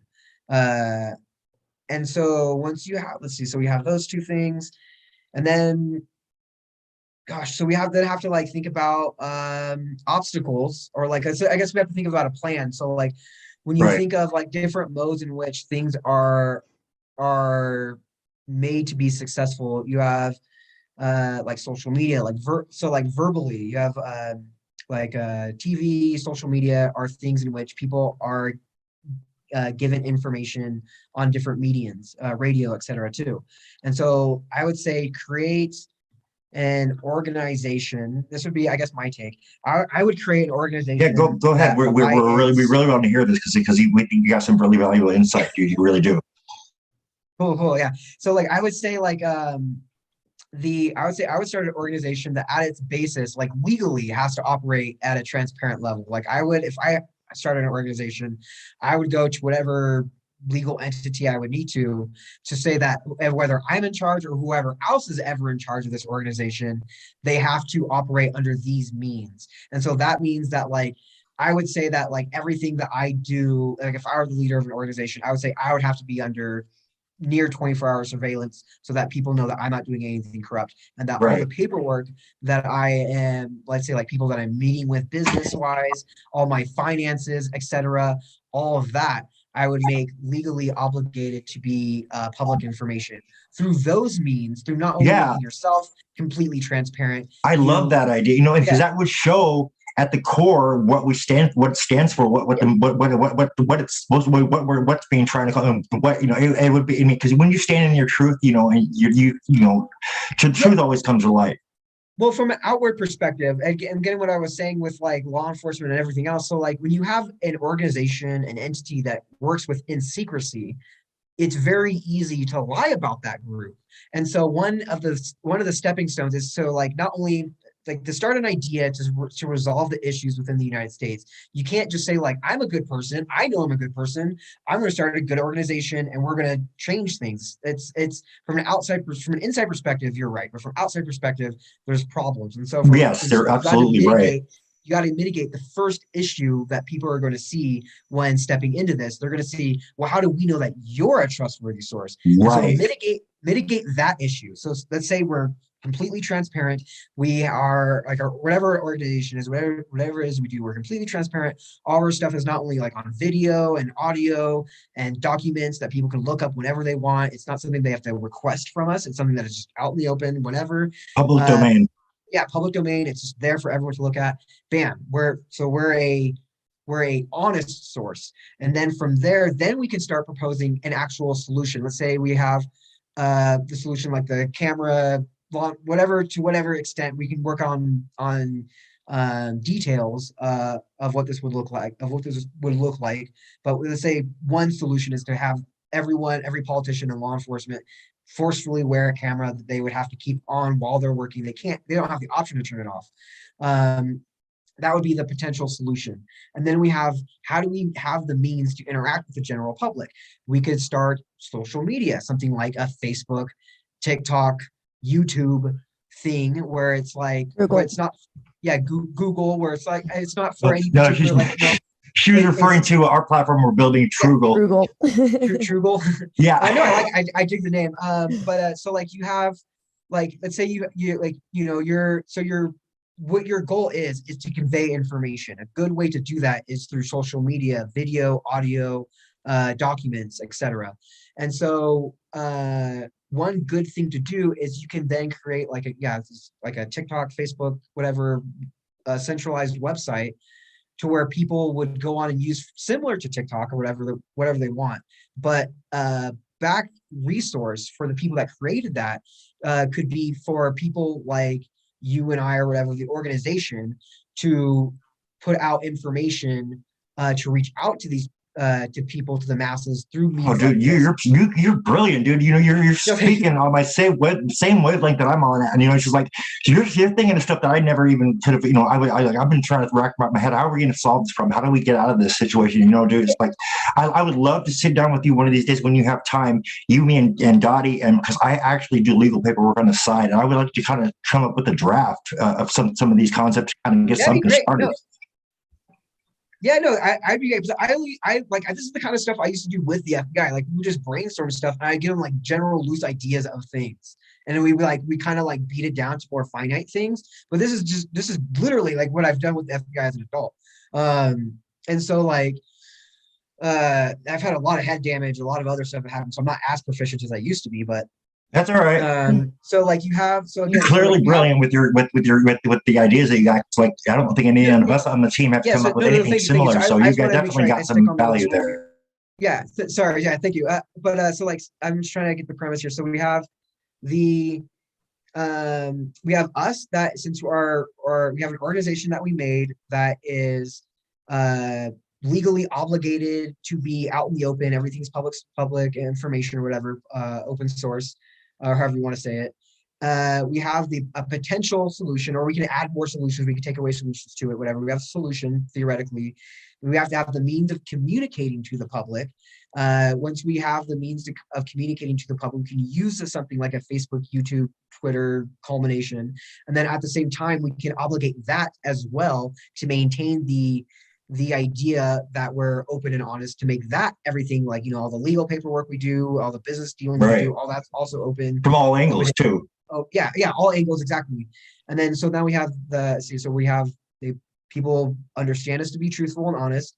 We have a potential solution, and we have the communication to individuals, and then through those means, then we have the basis to brainstorm and to honestly have conversations around the idea of implementing either the solution that we have or other solutions in the future. And so that way, if something happens, if like I'm leading a thing and then like I get arrested and people are like, oh, like he was caught doing these bad things last year. And like, no, he wasn't. Like we literally his entire life.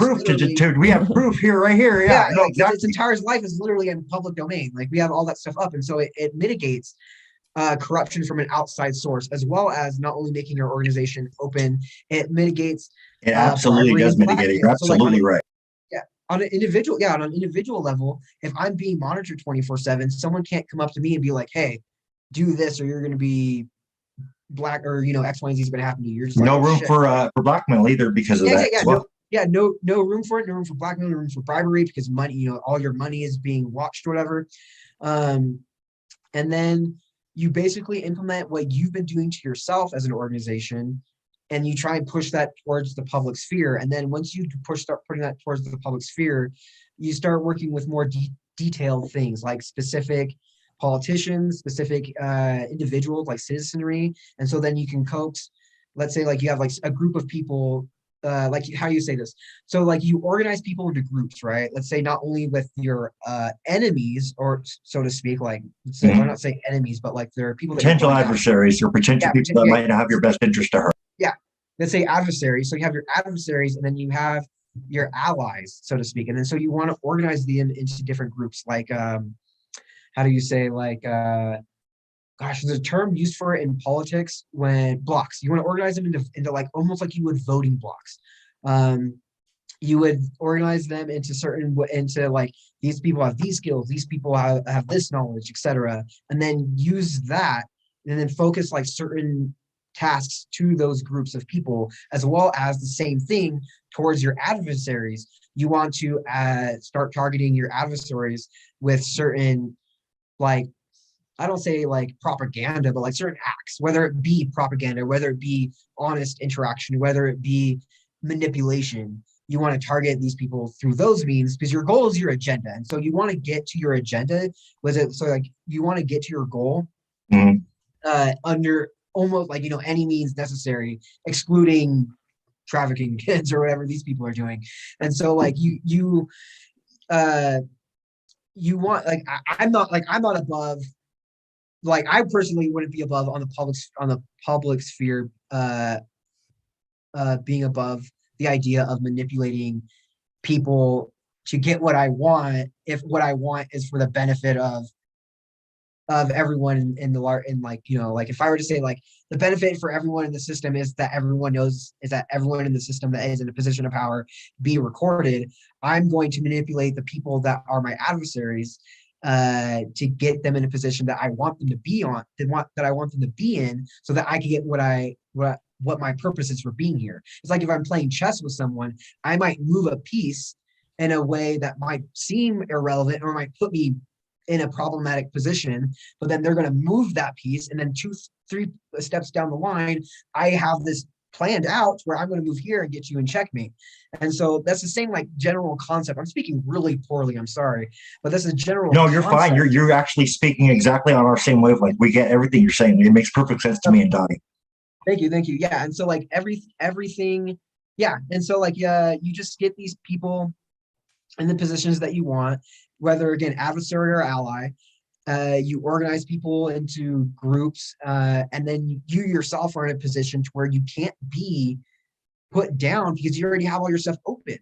Like you already, and so you kind of set yourself up as the position to start the solution. And then there's other things at which you can do. Like I do advocate for, like I would say, constitutionally legal militia groups. Like I do advocate for, and I also advocate for less serious stuff. I advocate for diplomatic missions. I advocate for humanitarian, like social interactions, etc. Like just very non-intensive things. But I've 100%, I'm not under the thought process that you can have a revolution by like hugs, flowers, and high fives. Like you just right. That's just not realistic. You're absolutely right about that. Like I mean, the French Revolution is something that I think people can take notice from. And there's the French Revolution. There's South Sudan separated from Sudan, or I'm sorry, was it South Sudan separated, or was it the other way around? Whatever, Sudan separated into two different countries. So there was a revolution. There's an event that happened there. You can take that as an educational tool to understand a certain element of what happened within that scenario and implement that within your own scenario. And same thing, not only with every revolution, but every attempted separatist movement going on within the world, within the United States and everywhere else. These are means in which you can use to push yourself in some level. Like every interaction you have, every bad and good thing that government does or that individuals do, et cetera, is opportunity to use these situations as tools to further any agenda, really, like any agenda. And so really it's the person that capitalizes off these things for their, like the first person to really, the early bird gets the worm, is the first person that gets these things that will get their agenda like down the path. And so like you like, we got to understand that like I have an agenda. My agenda, among other things, is to end corruption internationally, because I think it's all intertwined. I think that's ours as well. Believe it or not, that is ours as well. Yeah, and so with that agenda, with like I said, like that's my agenda. I'm aware that other people have other agendas, and other people are going to throw me under the bus for whatever their agenda is. I think, and my opinion is, most people's agendas are fucking useless. And so like and there's other things that I can't agree with. If there's parts of, and this is one thing that's really important too, if there's someone that say like your end goal with another organization, or so to speak group, is like, or is different, like you guys are both right here, you're like, okay, this other organization, they want to end here, but you want to end over here, but your next step is this thing and their next step is the same thing. You guys can help each other either knowingly or unknowingly, unmanipulatively or manipulatively, assisting each other to that next step. So then you guys can either, like, you guys are knowingly or unknowingly are going to separate after that. But you can use these things, like I said, the enemy of my enemy is my friend. And that's beneficial. Use other people's will, other people's agendas and plans, intellectualisms, etc., against against them, sorry, but against, but to perpetuate yourself. Oh, you're absolutely right. No, like I'm right there with you. That's brilliant. Continue. Yeah, no, yeah, no, I mean, that's the gist of it. That's really the gist of it. Everyone commenting on my live, I'll get to your comments in a little bit. I'm sorry. I don't answer comments when I'm doing live interviews, or not very often. But yeah, no, that's like the gist of it. I kind of rambled on there for a minute, but no, you're fine. You're a logistical genius. Okay. No, I appreciate that. Thank you. No, and there's a lot more that I mean, like once I get one thing that, again, I used to do with the FBI is talk about this stuff, like planning stuff out. And like one thing I'm really good at is, once I understand the full parameters of a situation, like I'm giving, like, these are the things that you need to think about, excuse me, when it comes to, like, we want this goal done. These are the obstacles, or these are the parameters. I'd be like, okay, like this is how we're going to get to here. when it comes to like this situation, like any corruption or whatever, and using citizens as the tool as resolution, there's so many stepping stones. There's so many variables, and then each situation has so many variables within itself. And so you're not implementing a plan, you're implementing dozens of plans. And some contingencies.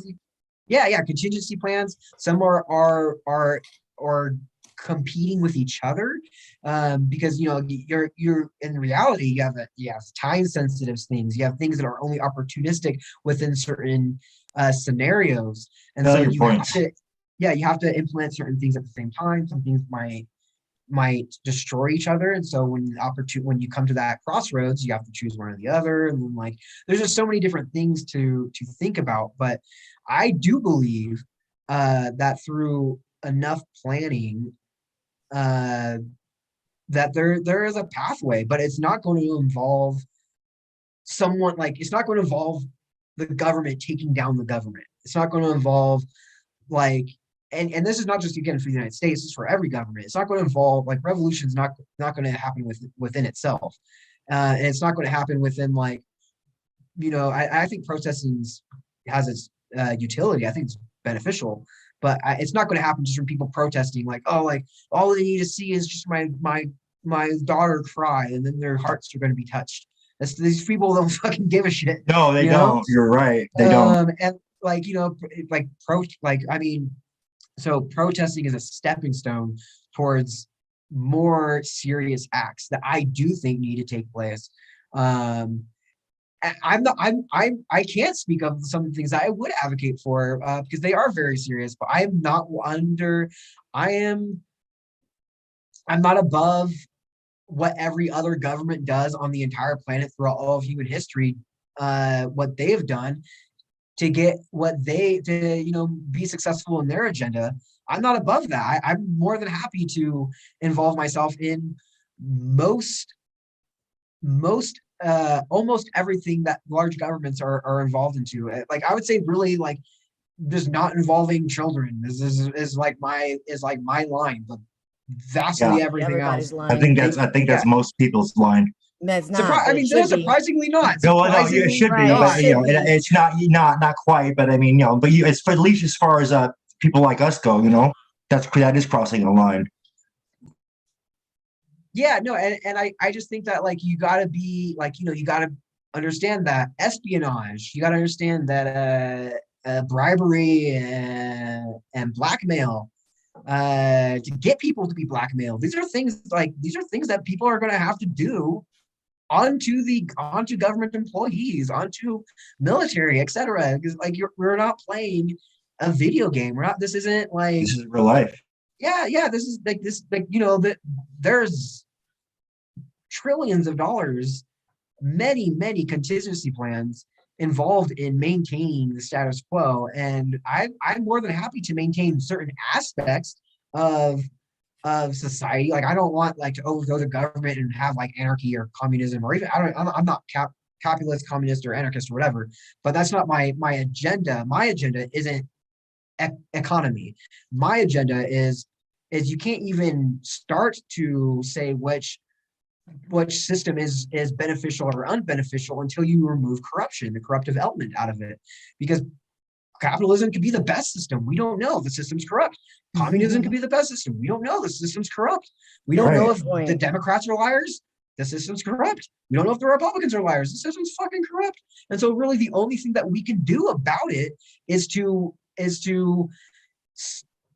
implement a system that is infeasible and almost impossible to be corrupted. And then to implement that plan, people have to understand that people that are into trillion-dollar industries, $150 billion just for human trafficking, are not going to just be like, oh, like they came up with a good plan, let's just shovel them in. No, you're going to have to blackmail some of these people. You're going to have to bribe some of these people. Some of these people are going to have to go missing. Like, that's just fucking the truth. Like, I know, like, crazy. Like, I know it sounds grim, but really, like, I'm glad that some people, like, people who might see this, they're like, oh, that sounds really dark. This guy's like talks like too extreme or something like that. It's extreme for all the stuff to be happening and for people to be complacent and sit on their asses and to never do anything about it. Ignore it. It is normal. It is normal to be in my position. Like I am at war. You like, I mean, people watching this, you know, whatever random person watching this might think that like, oh no, like this is great. Like I'm having the time of my life. I'm not at war. What are you talking about? Good for you. I'm at war. I know of trafficking. I know of stuff that have happened. I know of not just trafficking, but assassinations, at like murders of people. And like, I'm not going to wait for the government to maybe one day turn good. No. You know, because that's not going to happen on its own. No, like, there are people at war. I'm at war for sure. Yeah. I'm fighting. Yeah, 100%. I mean, like the French Revolution, King Louis the Seventh or whatever, was it the 7th or 14th or whatever? I can't remember. But King Louis, whatever the hell number, he didn't chop his own head off. That happened to him. Right. So like you get like these, like revolution doesn't take place. Real change. Even we can throw the revolution word away. Change doesn't take place unless you act it out. Like unless you act out what you want from the system or from the world. So what can people expect from you next? Now that you've got your story out, I've been looking into it. I think you've made some great headway here. Like you really have gotten your story out there. I think a lot of people by now have heard of your story. What can they expect next? Well, here on the 11th, I have my court date, which I may or may not acquire my asylum. If I am successful or unsuccessful, Mexico is a like ladder. Like it's going to evolve into something else. Like I'm not staying in Mexico. It's a benefit for me to get asylum as it aids in various other things. But regardless, I'm going to move on to other places as I'm aware of the issues that Mexico has with it, not only its own corruption, but its own corruption and compliance with the United States, like many countries have, but also the issue of proximity. I've already have had people with the U.S. government, with U.S. military background at my place where I used to live here in Mexico at my old apartment. I have that video up. And so like, again, my next goal is to move to a new country, regardless if I get asylum or not. It's to seek asylum to another country. And it's to play, I'm playing the long game for something, for my end goal being something that I've kind of touched on in other videos and other conversations. But in a sense, I'm going to say that like my own goals start like my goal is to start my own organization, so to speak, that imposes its will diplomatically and militaristically on governments around the world. Like, I love that concept, dude. That you're brilliant, dude. I love it. I think you're absolutely right about all of that. I absolutely do. No, thank you. I mean, I appreciate the positivity. I think it's something.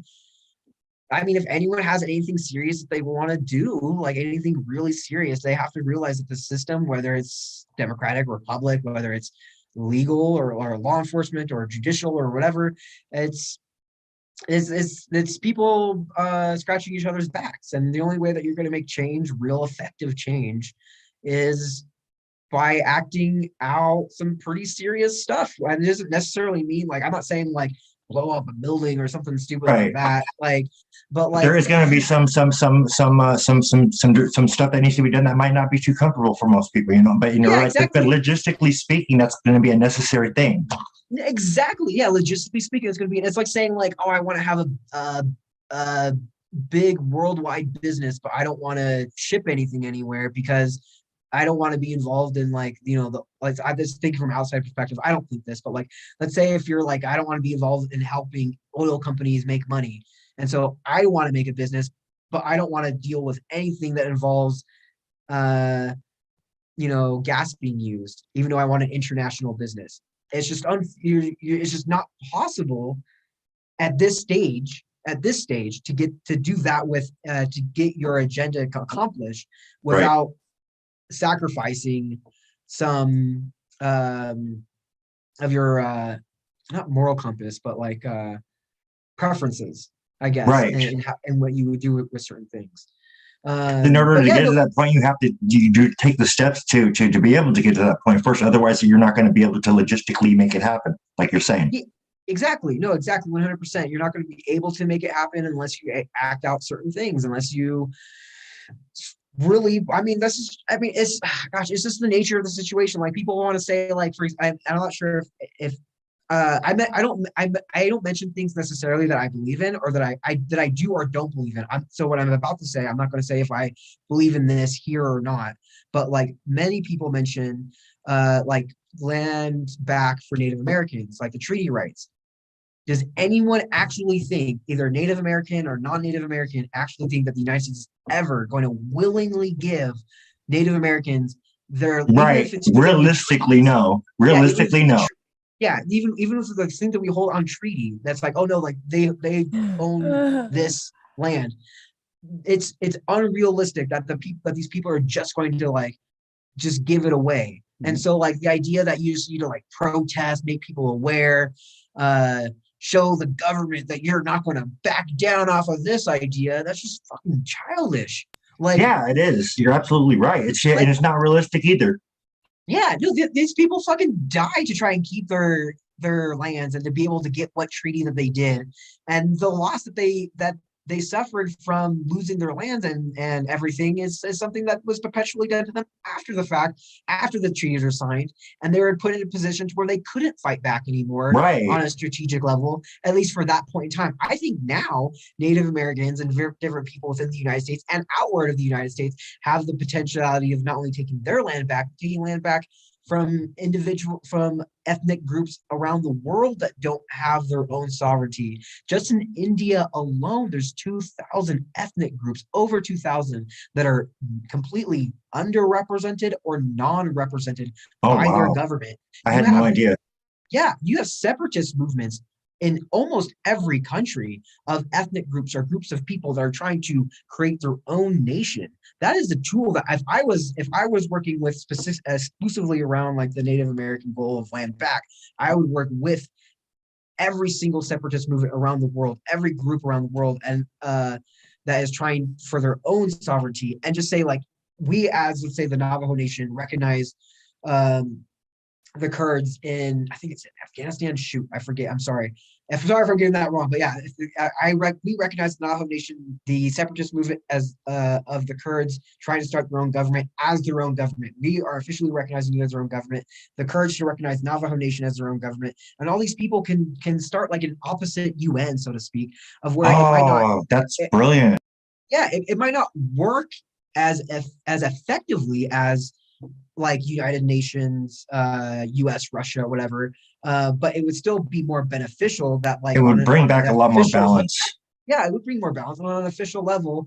Like the Navajo Nation on some level is considering themselves and officially a separatist nation, and then and then the Kurds as well as, and this is just not, there's again 2,000 ethnic groups in India, all over, everywhere. There's I think it's the Ainu in Japan is the indigenous group within Japan. And there's so many different groups that people can work with, that these groups within themselves can give themselves more power just by recognizing each other, and acting as if they are their own separate nations, etc. What would you say would be the separatist group here in the States, in your opinion? Just asking, because I'm curious about that. I'm sorry, what was that last part? Oh, you're fine. What would you say the separatist movement group in the United States would be, in your opinion? I'm curious. Well, I would say there's a few that I have recognized over the years. There's many different Native American First Nation groups. If we're talking about North America, Canada's First Nation, US is Native American. So you have Native American groups, a variety of them. You have even groups that are trying to, like you have African American groups, not all African Americans, obviously, but different groups of African Americans that are trying to start separate from the United States within like maybe like the South or something like that. You have tons of different groups that are trying to create their own nations within the United States, some of which are at odds with each other, but many of which aren't. And again, some of that is within different African American groups, different Native American groups, European descendant groups, etc., are also involved in it. Sometimes mixed groups are involved with this stuff. I focus on what I think is important to focus on. I think is ethnic groups, and so you have ethnic groups historically throughout history, throughout the world, that have been disenfranchised.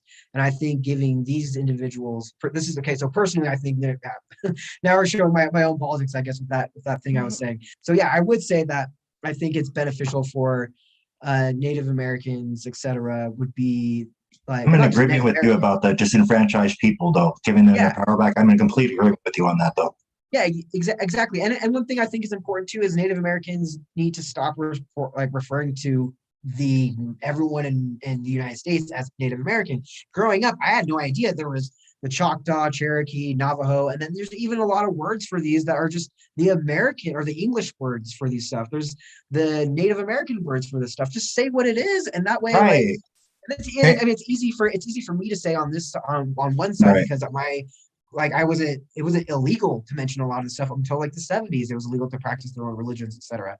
But like backing down from this stuff only gives them more leverage. It And does. so It does. So people yeah, have to be able to.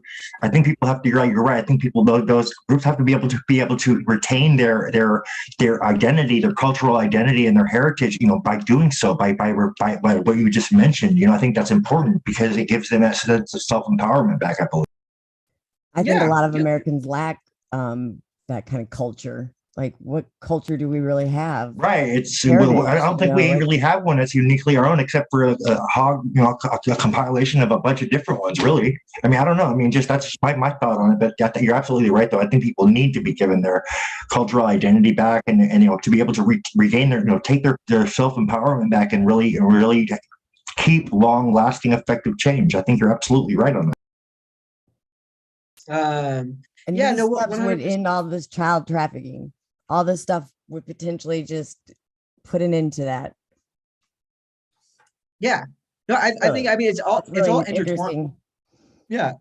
I mean, a lot of it is intertwined. A lot of it is tied together. Like when we talk Right. about like human trafficking or things within social services, etc., we can go back historically, and not only probably within uh, European descendant people, but I mean, there's was it called the native boarding schools, the indigenous boarding schools Oh, within yeah. Canada and the United States. Many That's children went sad. missing from that. Many, Yeah. I think it's like 10,000 children have been found in mass graves But in then they're like, between that's only the like United States. part of those schools that they've dug up. Like, that's just like one little section. That's not That's even just a Yeah, like, exactly. fraction of the yeah, actual it's so numbers. I'm sad. That sorry. is terrible. Yeah, It is. yeah, exactly. And then we gotta like I know assassinations have occurred throughout history. I know blackmailing and bribery have occurred throughout history. I'm pretty sure child trafficking has probably occurred throughout history as a tool for blackmail. And probably again, some people just like, I think it's the vast minority. Not to shed a good light on it or anything like that. Not that I think it is a good light, but just for context, I think the vast minority are um like doing it because they enjoy it. But I do think historically human trafficking has been around Oh, for a long long time. before Oh yeah. 2020 Oh yeah. 2020. Oh, Oh yeah. yeah. And so yeah, I don't know. It's a lot of it's intertwined. A lot of it, again, I think from my experience, a lot of the my trafficking was involved around blackmailing people. And I think that's what the majority of a lot of the stuff is used for, is for blackmailing people. And you get people in positions of power that are willing to do things, whether it's on a micro scale or a macro scale, Mhm. that are horrific, but it gets an agenda done. It gets the goal accomplished. And then that individual the agenda, to the goal, you can throw that person away, whether they get in trouble or they just die of old age or something, or just something bad or good or whatever. It's irrelevant. You have an agenda, you have a goal, you can push forward whatever, as long as the contents of your agenda are being pushed forward. That's the goal. Absolutely. That's the benefit. No, you're absolutely right. And, just man, we had what a powerful show, dude. You got so much insight. Man, thank you for coming on, dude. This has been a great interview. I think we'd love to have you again another time. With follow-ups with you for sure, definitely. Yeah, please do message me whenever you want. I want to see your steps moving forward to this. Yeah, me too. Honestly, I've been having like the worst sleep. I've been waking up in like sweats and like just stress will do that to you, man. Stress will do that to you. Panic attacks throughout the day and like. Yeah. No, yeah, it is. Speaking to the choir. It is, but I think we're all going through that to some degree. Hearing your story, Dottie, is just, it's hard because like, there's things that I'm like, like I can relate to aspects of it as a little bit on both sides, but a little bit more, I think, on you said your daughter's side. Yeah. So I feel like I'm like, I've been through that. I've been like, I've experienced this. And so like, yeah, no, it's hard. There's a part of me that just wants to like shut down. And this is like why I understand why people like my brother or other people are involved in trafficking, because after a while, it just like, you see that like, A, people really don't fucking care, or at least not enough to do anything about it. B, like, it's just, it's exhausting. I don't mean exhausting like you ran like, a mile. It's exhausting physically, mentally, emotionally, psychologically. Yeah. I mean, like you have nothing left to give and you're still being drained. And then you're fighting on top of it. If you choose to fight, a lot of people sit down, they don't choose to fight. I've chose to fight. So my route's been a little bit harder than just sitting down and taking it, Yeah. No, and sitting down and taking it is hard too, but no, 100% fighting is an added hard route. Of when when they say that when you know the truth and you stand in your truth, it doesn't matter if you stand alone, as long as you stand. Well, it's hard standing alone sometimes. It is. I mean, just from covering this issue, and I've not been, had any, the experience that to the degree that you, Dottie, or I'm just covering this, but this has just been such powerful and insightful to be able to cover all these stories, because it really does. It just gives me a small fraction of what you guys must be going through, and what I'm going through is hard enough, just to have to hear it like every day. I can only imagine what you guys must have had to deal with, and what you guys are going through, and the fact that you're still persevering and doing your thing. I just got to give you guys a lot of credit. It's just, there's a lot of courage here. I know Kevin, and I know he is too. We go through trauma. Like, it's trauma. It's traumatic every day, because none of it's ended. The child trafficking is still going on. They're still taking kids. They're still taking kids. So like, this battle is still going on. For me, I still haven't seen my daughter. It's been a year. So my trauma is as soon as my eyes open. It's like, how's my daughter doing today? What is she doing? How is she feeling? What are they doing to her? Where did she sleep last night? Did she get dinner last night? Like the 10 months, I didn't know where she was. Like, how do you sleep? I mean, I have terrible nights of sleep. Like, my sleep habit is like completely thrown off and crap. Basically my quality of life has become shit. It's really hard to have goals and to look, forward to something, plan anything. My focus has been nothing but this case, the kids that are being trafficked and taken out the 21st Circuit District of St. Louis County. Got to take them down. Take them down. The rest of the country will go down. We have colluding videos of 40 GALs, guardian ad litems on a phone call, colluding together with the presiding judge who fled St. Louis County when all this took place. So, I mean, there's a lot of ammunition there. It's just knowing how to use it. That's been a problem. That's key. Yeah, because we have all this ammunition, but like I said, all the attorneys are involved. So nobody will step up and help anybody. So, and then people are so involved with their own case that they don't know how to come together and work together as a team on a goal that will benefit everybody because it's your kids. So you get the blinders on. You're like the horse, you just put the blinders on, you go, go, go. When, sometimes you need to stop, take a break, take a breath, and get with other people, come in this, to the circle and have some ideas and start working, together collectively. But that's been really hard. I've been trying to collect people up for a year collectively to do a class action lawsuit or to do anything. And, I have not been very successful at collecting up people, even though after I released the audio to my daughter in court that day and we stood up, 100 families came forward or so right away, had stories. We did a press conference. They stood out in front of the courthouse. They told their stories, but nothing went from there. So how do you get people to come together? Right. That's part of the problem. How do you get 3% of the people to come to your platform to implement this idea that you have? How do you gather them? It's really hard. I mean, I don't know. Yeah, it's not hard is. for child traffickers. On a grassroots level with people that are disenfranchised and have very little. I have very little. I don't know how much money you all have. I have very little money. It's very hard for me to We're pretty much all in the same boat, I think. Yeah, if you have just trafficking alone is $150 billion industry. You have other people that have legal money, let alone illegal money. They can. And it's crazy. The court system makes, the law system, lawyers and all that. The legal industry makes $50 billion a year. So you take 50 billion plus your 150. You're looking at that's a $200 billion industry. That's how much is on each kid's head. That's the cost. That's, they have put war on these babies' heads. They have money on their head. Yeah. Absolutely right.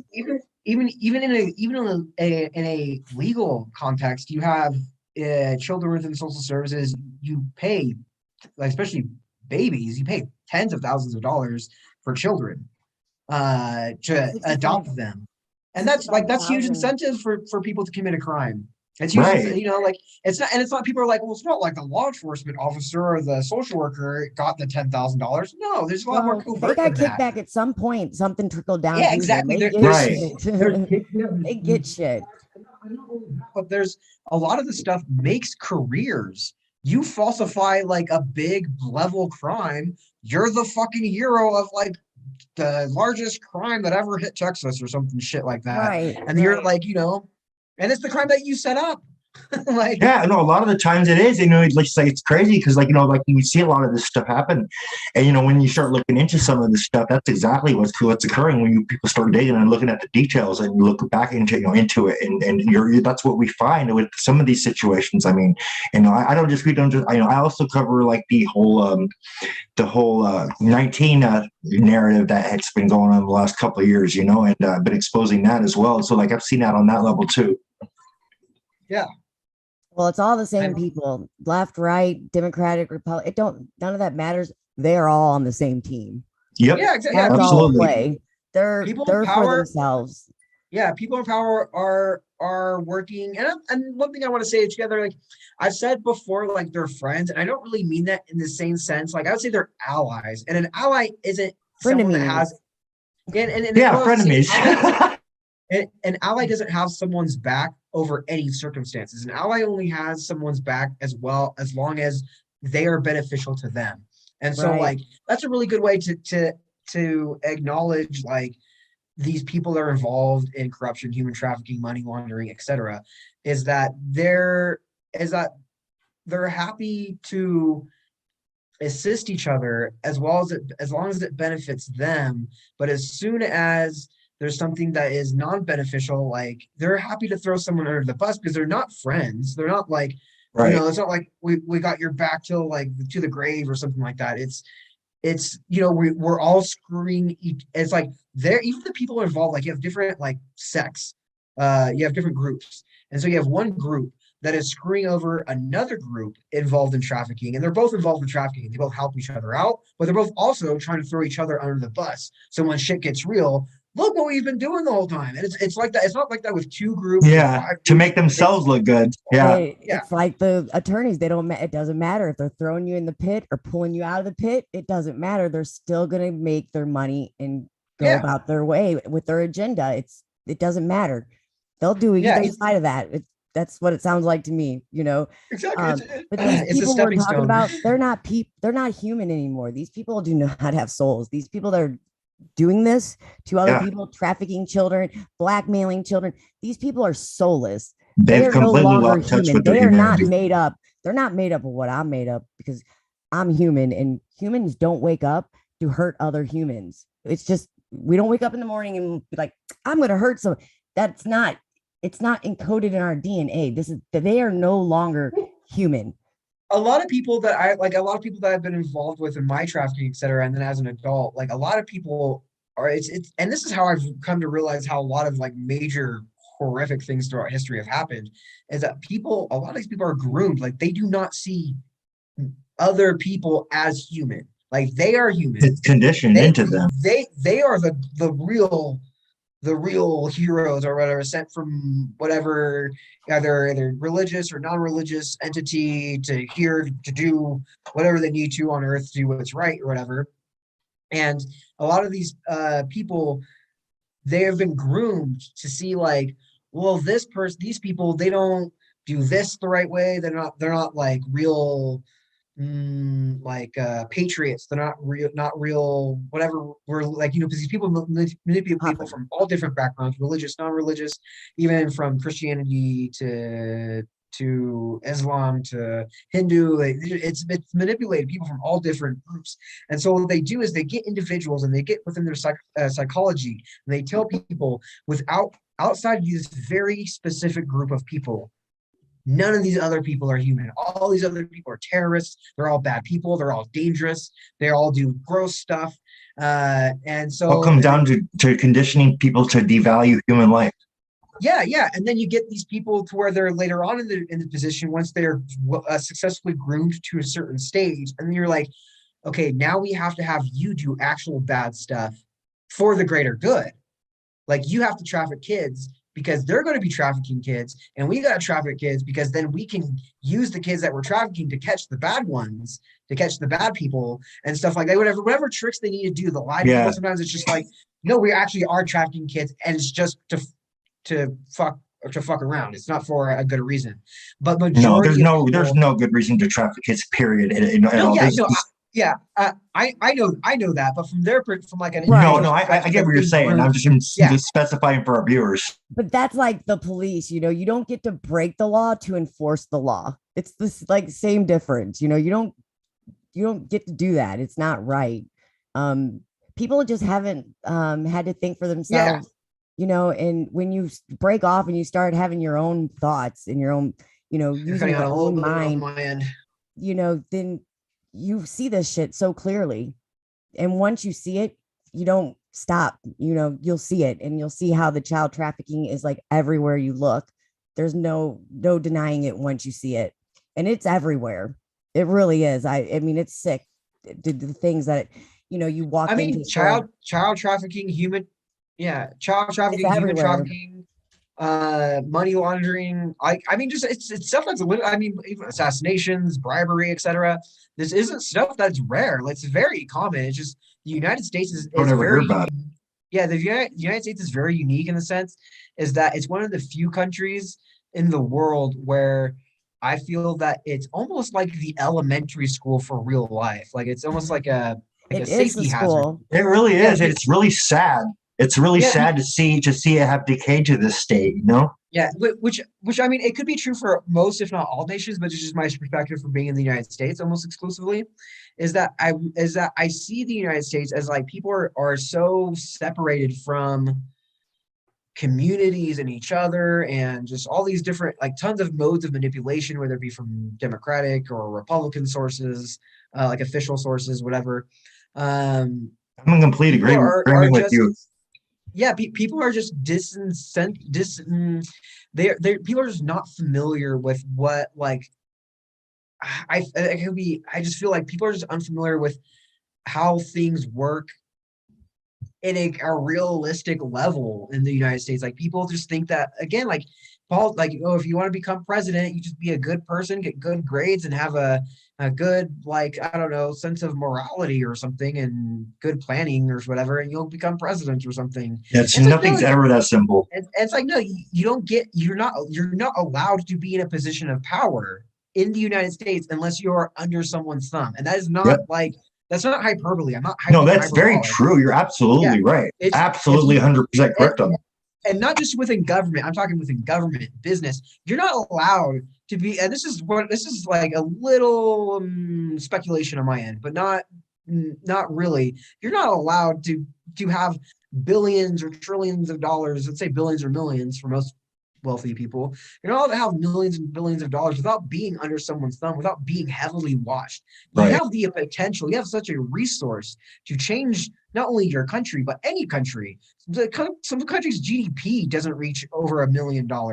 You have the ability to do so much with that much money, that people in power are aware that you could fuck shit up for them if you do happen to do something that they don't, that could be out in the open, could be easily done, but no one's allowed to do it. And so people are just going to be funneled away from this resolution as much as possible. Well, what they don't want you to know is they really have no power. It's the people with the power. They don't want them to know that. And once more people, 3% is all we need, figure that out, they're done. Like, well, we got to wrap it up here soon, but I would like to give everybody opportunity to put in a few last words before we end the live session for tonight. But we'd love to have you back on, definitely. Yeah, definitely. No, I would love to come back on. I'd say whenever y'all, I mean, I usually don't reach out to people very often. So I'd say whenever y'all want to reach out to me again, I'm more than happy to hear from y'all, and I'll we'll bounce messages back and forth. Cool. Especially within the next week. I if you want to do another one for the next week, I'm happy to, but I might not be as responsive as I could be because this next 7 days or 6 days is just going to be like everywhere for me. Yeah, understandable. Completely understandable. And then, but as far as like, I guess closing statements for myself, like I get my TikTok is Trafficked TikTok at Trafficked TikTok. I have two with the same name, and I have another one at Greater Global Goals. If people want to go to that, follow me there. If people want to assist in like strategically in helping me not only with my asylum but other things afterwards, please send me information with either things that have personally happened to you, either just in comments, like just comment on one of my videos or something, like this happened to you or this happened to someone you know. If you have documentation for anything that's happened to you on a legal basis, video, documents, audio, etc., please email that to me, as it will be assistive in my situation. Or if you're aware of stuff that has happened on a local, state, or federal level, both in modern days, like 2020 to 2022 to 1980s, 1960s, stuff that's like government documented, stuff that's got documented by journalists or individuals, etc. All that stuff just shows consistency of incompetence within the system, etc. That's beneficial to me in my situation. And if people want to assist economically, like fiscally, it helps with my housing, it helps with my food, it helps with my transportation, etc. And yeah, I don't know. I think that's the gist of it. Sounds perfect. That's a great way to wrap it up. What about you, Johnny? Any last words? Well, I was going to say, for your transparency, we have to be transparent for the light to shine, or the light will never shine on the truth. So yeah, it is 100%. Very important to be transparent. And I just want to thank you for coming onto the show and responding back to me. I was really excited to talk to you. I just thought that you had some insight, especially something that I needed to know to help my daughter in her situation. I have to try to get her out, so that's the battle. And more than happy and more than happy to talk more about it. It's just more like, I know my stuff is kind of all over the place. I do feel that there's stuff that they're all over the place. Every story Yeah. is. Yeah, it's all right though. That's just you know, that's nature. That's human. You know, that's just the reality of the situation. Oh, yeah, you that's know. the beast of this. Yep. Chaos. They love the chaos. It keeps They do. under control. You know, you don't know which way to turn. Right. But I just want to thank you for coming out. Thanks, Steve, Yes. for putting us on tonight. I Definitely. appreciate both of you guys for Thank you, being here Kevin. with Thank you, me. Dottie. You're welcome. I just want to keep bringing awareness and you know, try to save some of these kids. That's my goal, and take out this courthouse here in St. Louis. And Awesome. not go to jail for 7 years. Right. Yeah, that's, no, that's the next thing. You Right. know, I I hope hope to get out of hear- this one. Go ahead. I hope to hear good things from your situation, Dottie. I know you said Thank you you. have court this coming Friday. I have maybe it was- family court this Friday and then criminal court in June. Yeah, I hope everything goes as beneficial as good as it possibly can go.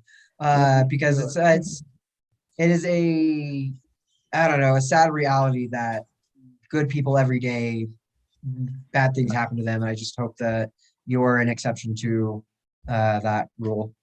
And I hope you do well with your situation, Kevin.